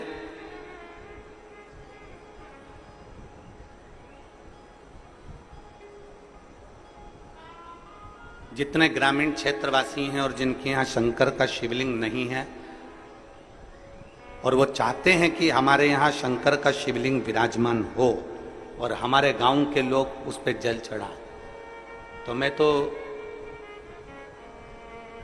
ये जितनी समितियां यहाँ पहले कथा करवा चुकी हैं, चाहे वो दया सिंह जी हैं, आपको भी कहूँगा, और पीछे के जितनी समितियां पूर्व की भी हुई हैं और आसपास अमलेश्वर और हमारे क्षेत्र में जहाँ जहाँ हमने कथा करी है, एक ऐसा छत्तीसगढ़ में एक ऐसा स्थान नियुक्त किया जाए कि अगर किसी ग्रामीण में भी अगर शिवलिंग की जरूरत हो तो ओमकारेश्वर से या ममलेश्वर से या नर्मदा के तट से एक कंकर का भले छोटा सा शिवलिंग लाकर दिया जाए, जिससे वो गांव में पूजन होने लगे और उस गांव की आनंद। हम दया सिंह जी आपको भी कहेंगे, ये आने वाले समय में इस चीज की व्यवस्था होना चाहिए और जितने प्रयास बनेगा हमसे भी, इस शरीर के द्वारा जितना प्रयास बनेगा, जितने शिवलिंग हम भेज सकते हैं उतने शिवलिंग भी हम भेज देंगे। बहुत प्रयास करेंगे जिससे गांव गांव में आज लोग जो धर्मांतरण हो रहा है, गांव गांव में लोग इधर उधर भटक रहे हैं और इधर उधर जा रहे हैं, वो सब बचकर भगवान शंकर की शरण में जाना प्रारंभ करें। ऐसा प्रयास किया साधुता, बहुत बहुत। अब प्रश्न यहां अड़ गया कि वो सीमेंट का, वो कंक्रीट का शिवलिंग पर हम जल चढ़ाएंगे, वो कंक्रीट के शिवलिंग पर हम जल चढ़ाते हैं, वो कंक्रीट के, उस सीमेंट के शिवलिंग पर हम जल चढ़ाते हैं, तो क्या हमें वो पुण्य मिल सकता है? तो मेरा उस जी से निवेदन है, एक बहुत सुंदर कथा हमारी शिव महापुराण में आती है, एक बहुत सुंदर कथा हमारे यहाँ हमें सुनने को मिलती है, आप उस कथा का स्मरण करिएगा। भानु नाम का एक छोटा सा बच्चा था, बहुत छोटा सा बच्चा, भानु नाम था। पिता थे नहीं, मां अकेली, पिता नहीं है, अकेली मां है, और वेधव्य मां अकेली। भानु का पालन पोषण कर रही है, खूब अच्छे से उसको रख रही है, खूब अच्छे से उसको खिला रही पिला रही, जितना बन सकता है उससे सेवा करती। सुंदर दृष्टांत है। वो बेटी अगर यहां बैठकर कथा सुन रही हो या टीवी पर कथा सुन रही हो कि कंक्रीट के शिवलिंग को हमने बना दिया और पूरा गांव वहां जाना चालू कर दिया, तो क्या उसका पुण्य मिलेगा कि नहीं मिलेगा? हमको हमारे खाते में पुण्य जाएगा कि नहीं जाएगा? वो बात मूल है।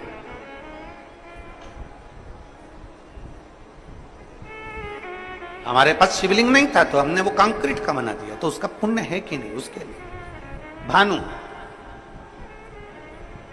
भानु की मां उसका पालन पोषण कर रही। घर में इतना वैभव नहीं है, घर में इतना धन नहीं।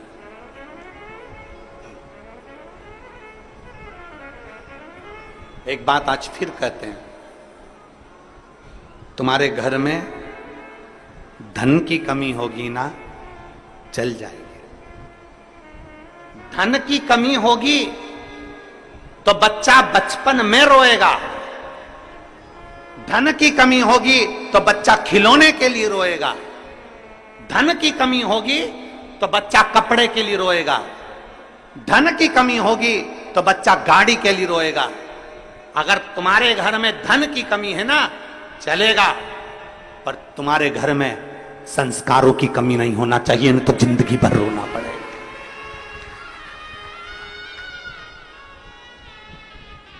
घर में अगर धन की कमी है तो चल जाएगा, 2 रोटी कम खाओगे, रूखी खाओगे, सूखी खाओगे, चल जाएगा, बचपन निकल जाएगा, जवानी निकल जाएगी, पर संस्कारों की कमी नहीं होना चाहिए। अगर हमारा संस्कार समाप्त हो गया तो हमें जिंदगी भर रोना पड़ सकता है, जिंदगी भर, जिंदगी भर चलेगा। धन की कमी चलेगी पर संस्कारों की कमी ना हो। संस्कार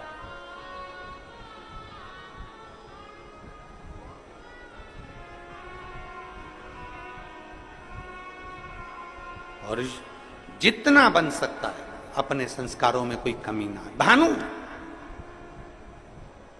भानु की मां भले धन में कमी थी पर संस्कारों में कमी नहीं रखी भानु की। एक दिन भानु ने अपनी मां से पूछा, मां सबके घर में खूब सा राशि ठाठ है पर हमारे घर में कुछ नहीं है। मां के मुख से निकल गया, जिस दिन महादेव चाहेगा उस दिन ठाठ भी दे देगा, जिस दिन महादेव चाहेगा उस दिन ठाठ दे देगा। 5 वर्ष का भानु जहां भी खेलने बैठता है, जहां भी खेलता है, खेलते खेलते मिट्टी को उठाकर, धूल को उठाकर, जो जमीन पर खेलता है तो वहां की मिट्टी को ऐसा इकट्ठा करता है, शिवलिंग बनाता है, जलाधारी बनाता है, पेड़ पत्ती का पत्तियां तोड़ता है वृक्षों से, उसके ऊपर चढ़ा देता है। थोड़ी देर बाद भानु उसको मिटा देता है। फिर कहीं खेलता है, मिट्टी में गया, मिट्टी का शिवलिंग बना लेता है, पत्तियां तोड़ता है, शिवजी पे चढ़ा देता है, उसको मिटा देता है। 4 छोटी छोटी डंडियां लाकर खड़ी करता है, उस पे झोपड़ी बनाता है, उसके अंदर एक मिट्टी का शिवलिंग बना लेता है, उस पे पत्तियां लाता है, तोड़कर चढ़ा देता है। ये केवल भानु की कथा नहीं, ये आपकी और हमारी भी कथा है। बचपन में कई बेटियां, बचपन में कई बेटे, बचपन में छोटे छोटे लड़के, सोमवार आता है, मंगलवार आता है, बुधवार आता है, गुरुवार आता है, ऐसे कई दिन, कोई शिवरात्रि, कोई सावन का महीना आता है, छोटे छोटे बच्चे डंडियां लाते हैं तोड़कर, छोटी छोटी डंडियां तैयार कर कर उस पर छप्पर डालकर उसमें मिट्टी का शिवलिंग बना लेते हैं, उसका श्रृंगार कर देते हैं, उसके ऊपर पत्ता पत्ती लाकर चढ़ा देते हैं। कई लोग हंसते हैं, बताओ कैसा मूर्ख है, कैसे इसमें अकल नहीं है, छोटा सा बच्चा है इसने ऐसा कर लिया। घर के अंदर वो भगवान की पूजन करता है, छोटा सा बच्चा।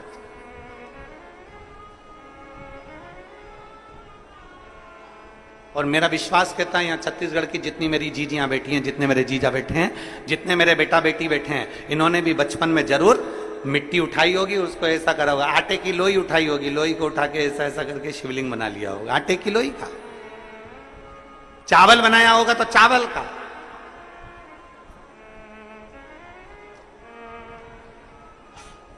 बोलो बोलो, सही है कि गलत है? बचपन में खेलते समय मिट्टी का, धूल का, पत्थर का, आटे का जो मिल जाता था उसका हम शिवलिंग कई बार बना देते। कितना सुंदर कहा इस दृष्टांत के अंदर कि भानु मिट्टी का शिवलिंग बनाता, मिटा देता, जो मिल जाता उसको, धूल मिल जाती धूल का बनाता, मिटा देता।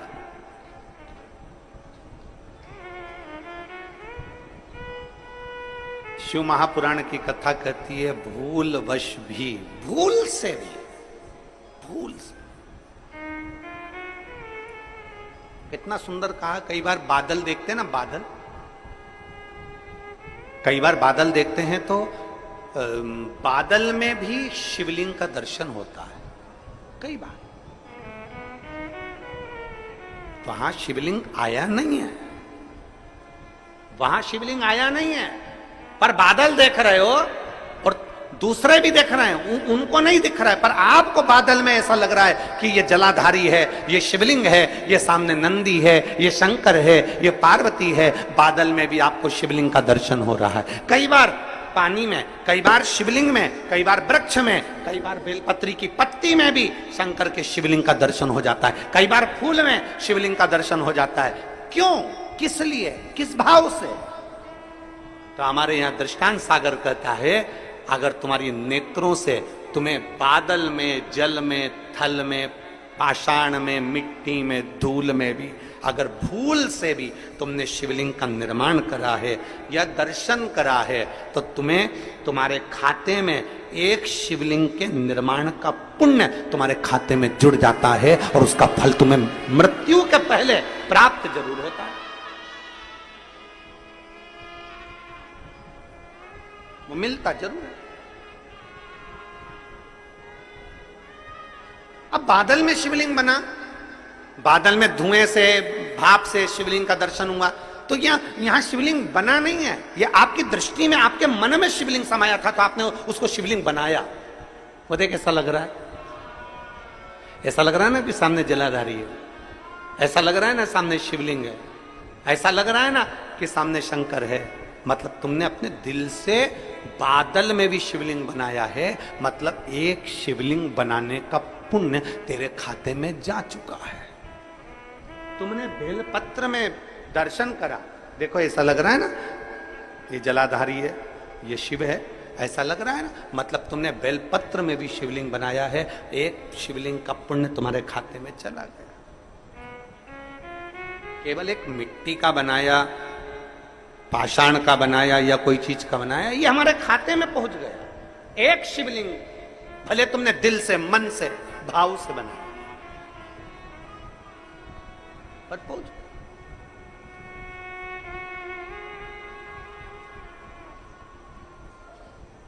निर्माण अपने दिल से किया गया। महाराज कितना सुंदर कहा किसी ने कि आर्थिक स्थिति ठीक हो ना हो, आर्थिक स्थिति ठीक हो ना हो चलेगा, पर मानसिक स्थिति ठीक होना चाहिए तो जिंदगी सार्थक हो सके। आर्थिक स्थिति ठीक हो ना हो चलेगा, पर मानसिक स्थिति ठीक होना चाहिए। घर में धन तो बहुत बढ़ गया, आर्थिक स्थिति ठीक हो गई, पैसा पैसा हो गया, पैसा पैसा हो गया, और मालूम पड़े बच्चे गलत संगत में पड़े हैं, बेटी गलत संगत में पड़ी, बेटा गलत संगत में पड़ा, परिवार गलत संगत में पड़ा। हम पहले भी एक बार कथा में कहे थे, आज फिर कहते हैं, कुत्ता पाला तुमने। किसने पाला? तुमने। कुत्ते को चेन बांधी तुमने, कुत्ते को पट्टा बांधा तुमने, कुत्ते को भोजन कराया तुमने, कुत्ते को स्नान कराया तुमने, कुत्ते को इत्र लगाया तुमने, कुत्ते को अच्छा अच्छा खिलाया तुमने, कुत्ते को घुमाने ले गए तुम, कुत्ते से प्रेम करा तुमने। और जरा विचार करिए, तुम्हारा ही पालतू कुत्ता एक दिन तुम कोई काट खाए तो तुम्हें कैसा लगेगा? बोलो, जल्दी बोलो, अरे बोलो तो, अच्छा लगेगा? तुम्हारा ही पालतू कुत्ता तुम्हें काट खाए, अच्छा नहीं लगता। उसी तरह धन कमाया तुमने, पैसा कमाया तुमने, दिन रात एक करा तुमने, पैसे के लिए पूरी जिंदगी दौड़े तुम, कमा कमा के लाए तुम, और वही पैसा घर में आया और तुम्हारा बेटा मदिरा पान में, तुम्हारा पति मदिरा पान में, जुए में, वेश्यावृत्ति में, गलत काम में अगर लग गया तो जरा विचार करो कि तुम्हारा कुत्ता ही पालतू तुमको काट गया। तुम्हारा पालतू कुत्ता तुम्हें काट गया। जरा विचार करिए, तुम्हारे कमाए धन को अगर तुम वेश्यावृत्ति में लगा रहे हो, तुम्हारे कमाए धन को तुम जुए में लगा रहे हो, तुम्हारे कमाए धन को तुम मदिरा में लगा रहे हो, तुम्हारे कमाए धन को तुम गलत जगह पर लगा रहे हो, तो समझ लेना कि तुम्हारा पालतू कुत्ता तुम्हें काट रहा है। तुम्हारा कुत्ता तुम्हें काटे ये अच्छी बात नहीं है।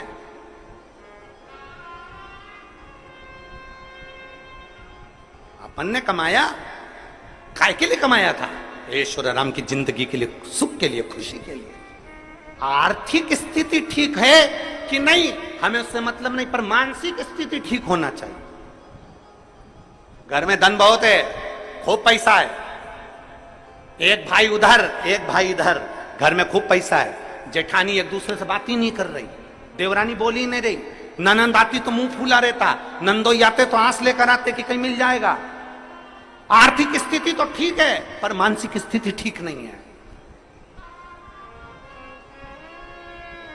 सास दिन भर अपने काम में लगी है, मां अपने मोबाइल में लगी है, बाप कमाने में लगा है, ताऊ चाचा अपने काम में लगे हैं, ताई चाची अपने काम में लगी है, बुआ फूफा अपने काम में लगे हैं, छोटा सा बच्चा दिन भर घर में इधर उधर घूमता फिर रहा है, और घर के लोग आस लगा के बैठे हैं कि बुढ़ापे में हमारी औलाद हमको पानी देगी, बुढ़ापे में हमारी औलाद हमसे प्रेम करेगी, बुढ़ापे में हमारी औलाद हमको चाहेगी।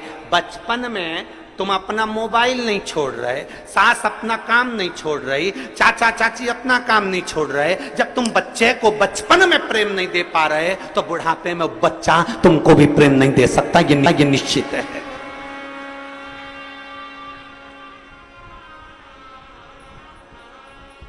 सवेरे 7 बजे का बच्चा स्कूल जाता है। कितनी बजे स्कूल जाता है? बोलो बोलो, तुम बोलो।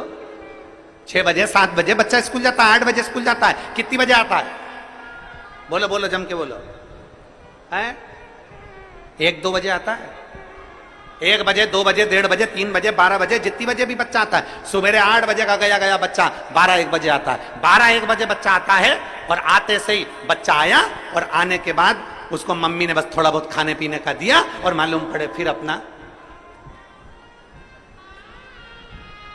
वापिस वो मोबाइल माँ लेकर अपने कमरे में चली गई, लेट गई, सो गई, अपने कमरे में अपना मोबाइल में मस्त हो गई। बच्चा क्या कर रहा है? दादी अपने कमरे में, दादा अपने कमरे में, बुआ अपने कमरे में, चाचा अपने कमरे में, चाची अपने कमरे में, ताई अपने कमरे में, और बच्चा दिन भर क्या कर रहा है? अभी आया वो स्कूल से, थोड़ा माँ का फर्ज बनता है, थोड़ा दादी का फर्ज बनता है, थोड़ा चाची का फर्ज बनता है, थोड़ा ताई का फर्ज बनता है, थोड़ा बुआ का फर्ज बनता है कि घर के पुरुष अगर कमाने के लिए गए हैं तो घर की स्त्री उनके पास बैठकर उनकी शिक्षा का अध्ययन पूछे, क्या पढ़ा, कैसा रहा, स्कूल में किसी ने कुछ कहा तो नहीं, कोई मारा ठोकी तो नहीं, कोई गलत काम तो नहीं, कोई गलत विचार तो नहीं। बच्चा जब गलत कर आता है तब चिल्लाते हो, पर जब जरूरत है बच्चे को कि क्या कर रहा है क्या नहीं कर रहा, आपका मोबाइल एक तरफ पटक कर थोड़ी देर बच्चों को प्रेम देने का प्रयास करो। आपका घर एक तरफ रखकर बच्चों को थोड़ा स्नेह देने का प्रयास करो। जब वो बच्चा 3-4 बजती है, कोचिंग चले जाता है,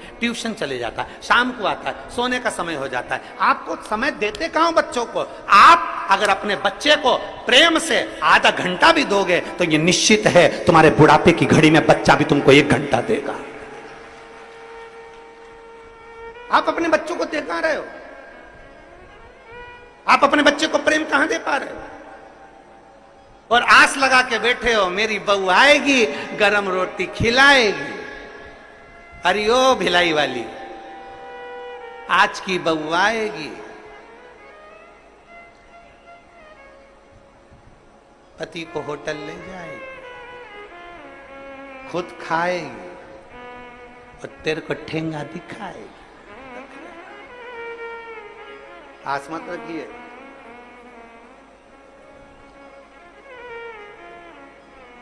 आर्थिक स्थिति ठीक ना हो चलेगा, पर मानसिक स्थिति ठीक रखिए।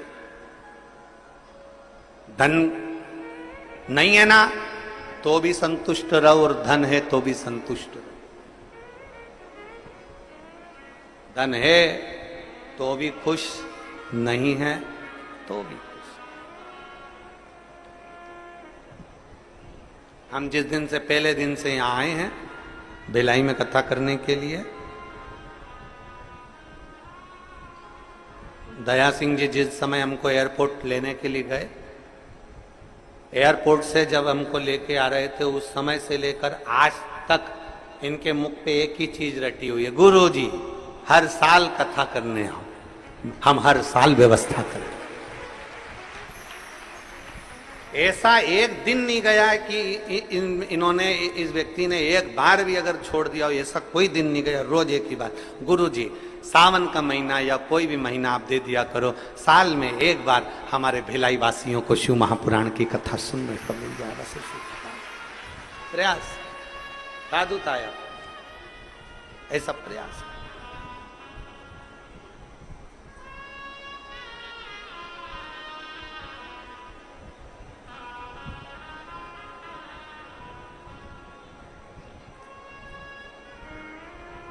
एक आस तुम्हारी है,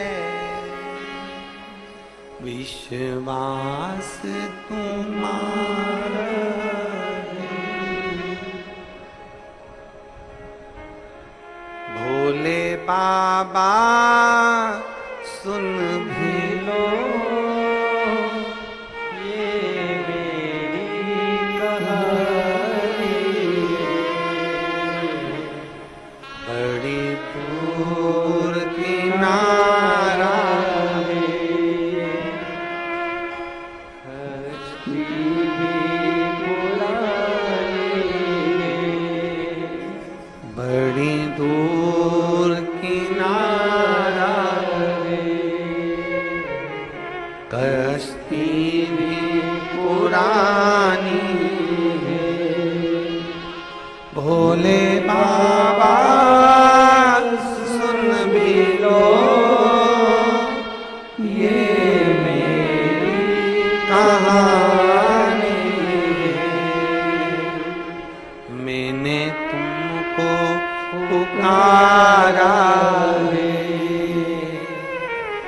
मैंने तुमको पुकारा है, भोले बाबा सुन भी लो ये मेरी कहानी है, बड़ी दूर किनारा है, कश्ती भी पुरानी है, मेरे बाबा सुन भी लो ये मेरी कहानी। आर्थिक स्थिति कैसी भी हो पर मानसिक स्थिति कमजोर नहीं करना, मानसिक स्थिति कमजोर। समझ में आ रहा है मेरी चीजें? बेटियों बेटाओं, मेरे जीजाओं, मेरी माताओं, मेरे भाई, घर में थोड़ा धन की कमी होना चलेगा, पर मन की कमी नहीं होना चाहिए, मानसिक स्थिति कमजोर नहीं होना चाहिए। साईं इतना दीजिए जामे कुटुंब, मैं भी भूखा न रहूं, द्वार पर जो आए वो भूखा। क्या मांगा हमने भगवान से? इतनी कृपा करना कि दरवाजे पर कोई आए तो भूखा ना जाए।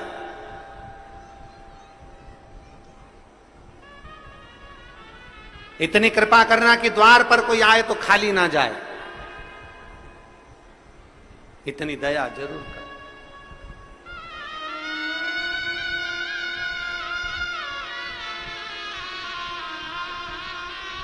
हमारे बीच में श्री तोषेंद्र साई जी, माननीय मुख्यमंत्री जी के सुपुत्र भी यहाँ आए हैं। मैं आमंत्रित करता हूं आकर व्यासपीठ का पूजन करें। एक बार जोरदार ताली बजाकर स्वागत वंदन अभिनंदन।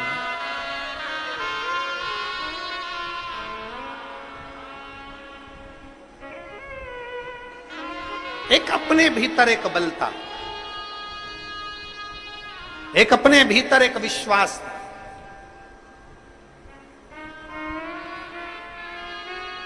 एक अपने भीतर एक भरोसा, एक दृढ़ता होना चाहिए।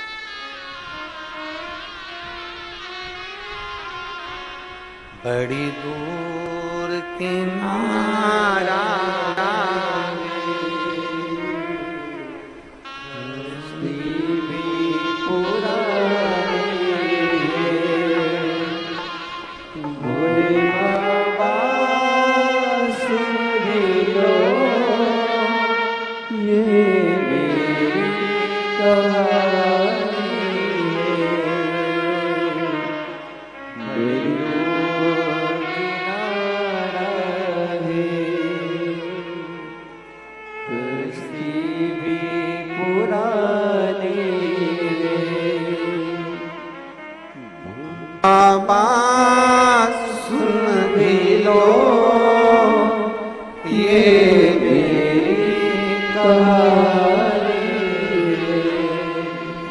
शंभू बाबा सुन भी लो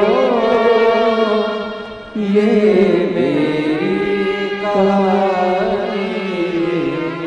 एक विश्वास अपने भीतर, एक प्रबलता अपने भीतर। आर्थिक स्थिति कैसी भी हो, पर मानसिक स्थिति ठीक होना।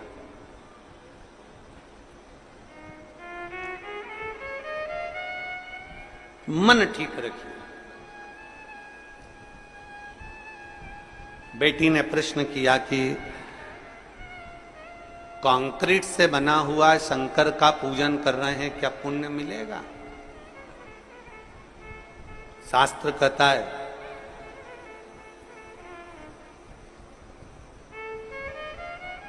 भानु शिवलिंग बनाता है, बिगाड़ता है, बनाता है, बिगाड़ता है, छोटी सी अवस्था है। खेलने में वो शंकर के शिवलिंग का निर्माण करता है, खेल में।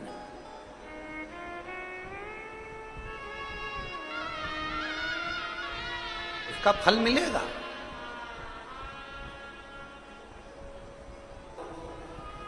ऑनलाइन पूरी दुनिया के लोग शाम को 7 बजे शिवलिंग का निर्माण करेंगे। पूरी दुनिया के लोग, पूरा विश्व, देश में क्या विदेश में भी लोग भगवान शंकर के शिवलिंग का निर्माण करेंगे। आस्था चैनल पर ऑनलाइन भगवान शंकर का पूजन होगा। पूरा विश्व तैयारी में जुट गया। एक साथ करोड़ों शिवलिंग बनेंगे, करोड़ों शिवलिंग। अब जरा विचार करिए, कहीं कहीं अनुष्ठान होता है 1 लाख शिवलिंग का निर्माण करेंगे, कहीं अनुष्ठान होता है 2 लाख शिवलिंग का निर्माण करेंगे, कहीं अनुष्ठान होता है पार्थिव शिवलिंग का इतना निर्माण करेंगे। पर ये सावन के महीने में जब एक साथ पिछले वर्ष 66 करोड़ लोगों ने शिवलिंग बनाया था, तो अब की बार तो विश्वास कहता है कि कम से कम 80 से 90 करोड़ लोग शिवलिंग का निर्माण करेंगे। अब इतना शिवलिंग का निर्माण गांव गांव, खेड़े खेड़े, छोटा गांव, बड़ा गांव, चाहे जहां मर्जी पड़ जाए। घर के अंदर 4 लोग 4 बना लिए, 5 लोग 5 बना लिए, मन उनका, उनकी मर्जी।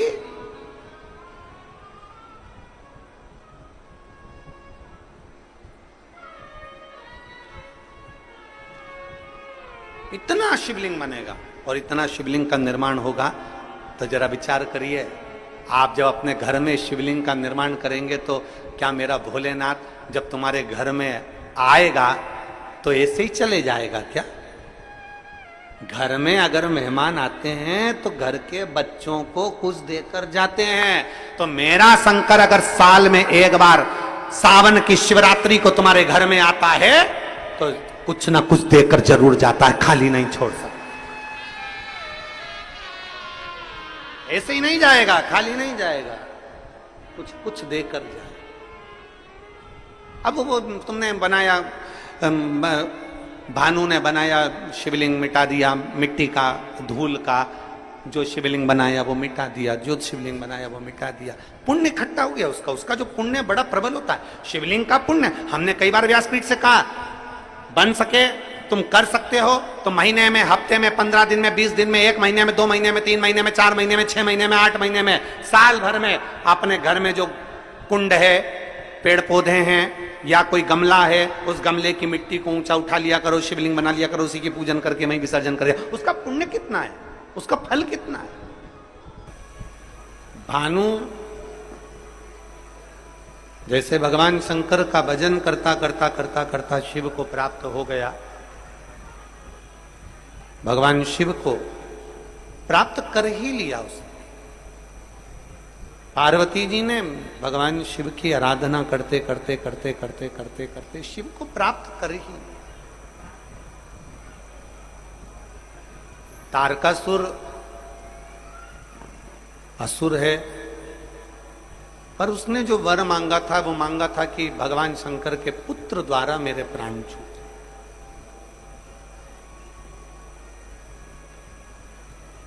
यदि मेरे प्राण छूट रहे हैं तो भगवान शंकर के पुत्र द्वारा छूटे।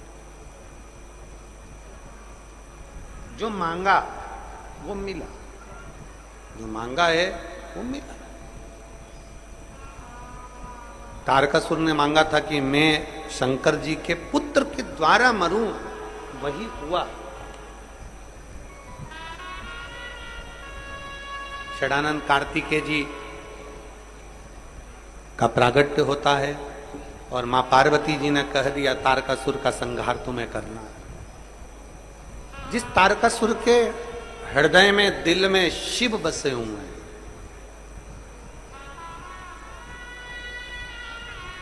और जिसके दिल में, जिसके हृदय में, जिसके मन में शंकर भगवान का निवास होता है, जिसके हृदय में शिव बसा होता है, जिसके दिल में भगवान शंकर का निवास है, जिसके हृदय में शिव का निवास है, उसको यदि कोई कष्ट भी पहुंचाता है तो उसको खुद को ही भोगना पड़ता है।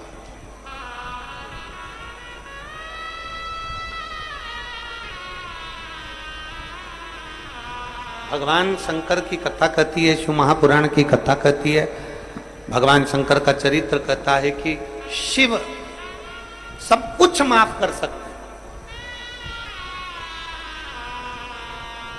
भगवान शंकर सब कुछ माफ कर सकते हैं, भगवान शंकर सब क्षमा कर सकते हैं, भगवान शंकर सब कुछ क्षमा कर सकते हैं, पर भगवान शंकर अपने भक्त के ऊपर यदि कोई उंगली उठाए, अपने भक्त को यदि कोई त्राड़ दे, अपने भक्त को यदि कोई परेशान करे तो शिव उसको कभी स्वीकार नहीं करते, उसको कभी क्षमा नहीं करते। अकाल मृत्यु वो मरे जो काम करे चंडाल का, काल उसका क्या बिगाड़े जो भक्त हो महाकाल। जो शिव की आराधना करने वाला है, शंकर की आराधना करने वाला है, शिव का गुणगान करने वाला है, उसका काल क्या बिगाड़े। बस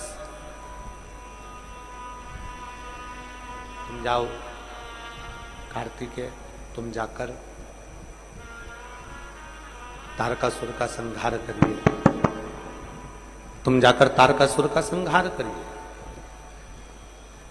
तुम जाओ तारकासुर को मारो, तुम जाओ। पर इतना याद रखना कि उसके हृदय में बाण नहीं लगना चाहिए, क्योंकि उसके दिल में, उसके हृदय में शिव बसा हुआ है,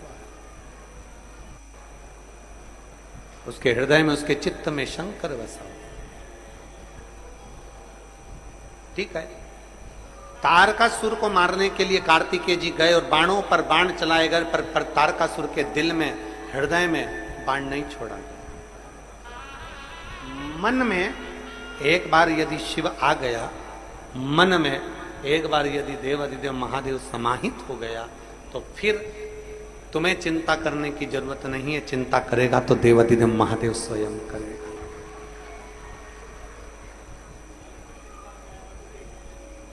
और बाबा तेरे ही भरोसे,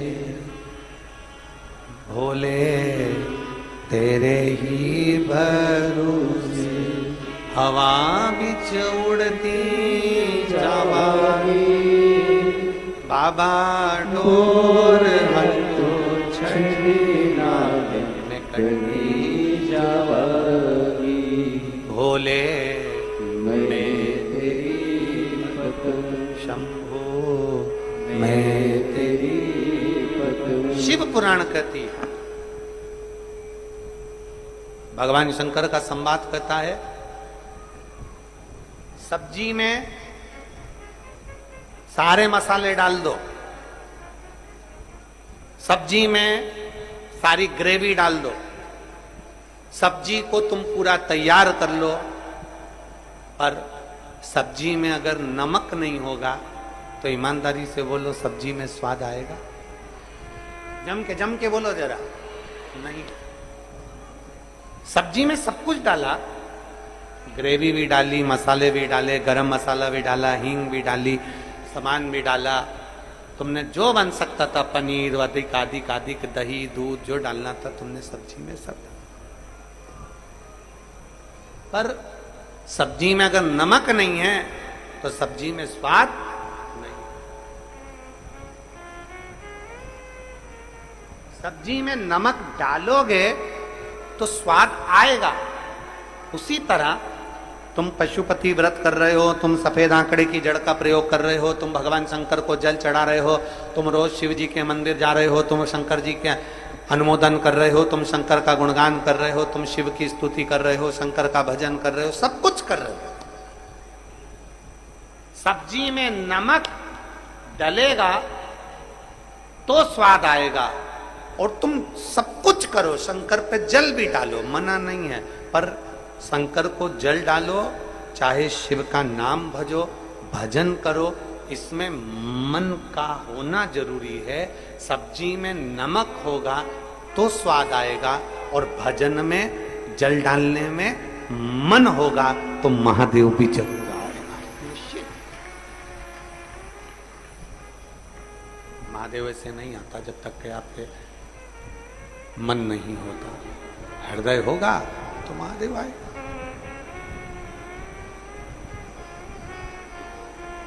हृदय होगा तो महादेव मिलेगा। मन तो लगाओ।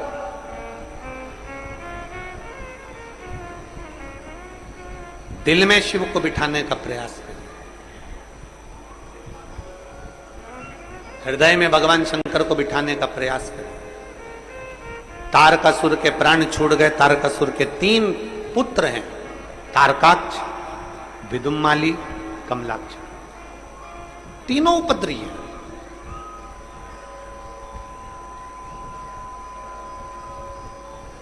तीनों ने विचार कर लिया कि यदि हम अगर देवताओं से युद्ध लड़ेंगे तो हम मारे जाएंगे, इसलिए ब्रह्मा जी से पहले वर प्राप्त करना है तो तब साधना करना पड़ेगा। आप जितनी तप साधना करेंगे, हम फिर निवेदन करेंगे, जितना जितना शंकर जी के मंदिर में जाकर 1 लोटा जल चढ़ाएंगे, शिव को उतना उतना अपने करीब में पाते चले जाएंगे, शंकर को उतना नजदीक आप लाते चले जाएंगे। एक पत्र है।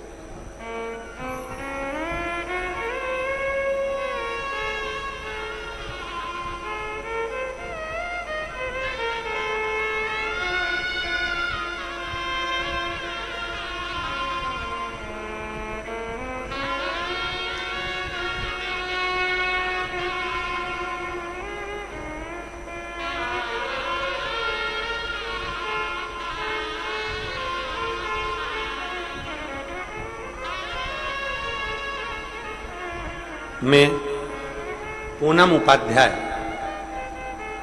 रिसाली सेक्टर भिलाई की निवासी हूं। कहीं बैठी हैं पूनम? हाथ हिलाओ, आ जाओ बेटा, एक बेलपत्र ले जाइए, आ जाइए। मैं पूनम उपाध्याय रिसाली सेक्टर भिलाई की निवासी हूं। डीले कम करो। भिलाई की निवासी हूं। गुरुदेव, मैं पशुपति व्रत का क्या गुणगान करूं? मेरी बेटी अंजलि उपाध्याय नीट की परीक्षा दी। हम लोग जानते थे कि नीट की परीक्षा कितनी कठिन होती है और उसका एग्जाम निकालना ये सबसे कठिन था। बेटी ने भी विचार किया कि मां, परीक्षाएं तो कई बार दी है, पर अब परीक्षा दे रही हूं तो भोलेनाथ जी पर आश्रित होकर दे रही हूं, भगवान शंकर पर आश्रित होकर दे रही हूं। हम लोगों ने कहा कि चल अपन कुबेरेश्वर धाम सीहोर चलते हैं। परीक्षा देने के पहले हम कुबेरेश्वर धाम गए, वहां से रुद्राक्ष लाए। बेटी रोज शंकर जी के मंदिर जाने लगी, शिव की आराधना करने लगी। आप कहते हो कि जैसे पहले परीक्षा दी है उससे 4 गुना ज्यादा मेहनत कर कर परीक्षा देना। मेरी बेटी ने मेहनत को 4 गुना करा और दिन रात एक कर कर मेहनत करी। सावन के महीने में आपने पिछली बार पार्थिव शिवलिंग का पूजन कराया और उसमें आपने कहा था कि पार्थिव शिवलिंग का पूजन करो तो वहां एक बेलपत्र चढ़ाओ ना, उसमें से एक बेलपत्र उठाकर रख लेना अपनी कामना कर कर। हमारी बेटी ने वो बेलपत्र उठाकर रख ली और पशुपतिनाथ का व्रत किया। जब एग्जाम देने गई खूब मेहनत करी और मेहनत के साथ में एक बेलपत्री शहद लगाकर गई। और बाबा का मैं क्या गुणगान करूं, आज मेरी बेटी सरकारी मेडिकल कॉलेज में MBBS की पढ़ाई कर रही है, नीट का एग्जाम उसका पास हो। ये शिव तत्व है, ये ओघड़ी शंभु है। एक पत्र और है,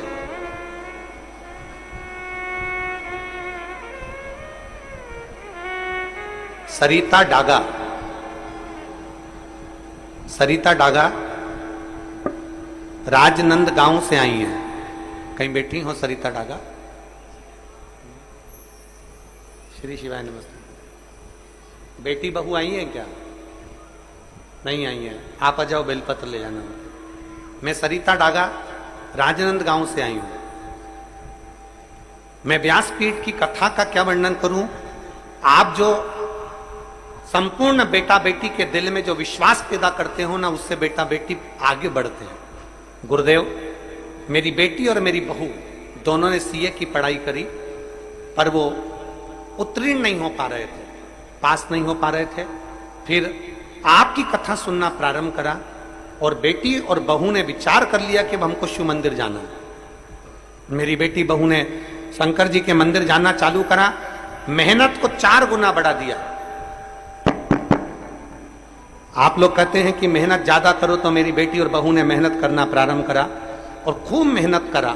और मेहनत करते करते आखिरी में भगवान शंकर के मंदिर में बेलपत्र और शहद लगाकर शिव को चढ़ाकर जो बार बार फेल हो रहे थे उससे फिर एग्जाम देना प्रारंभ करा। खूब मेहनत करी और बाबा की कृपा से मेरी बेटी और मेरी बहू दोनों मई के महीने में CA बन गई। मैं बाबा को धन्यवाद देने के लिए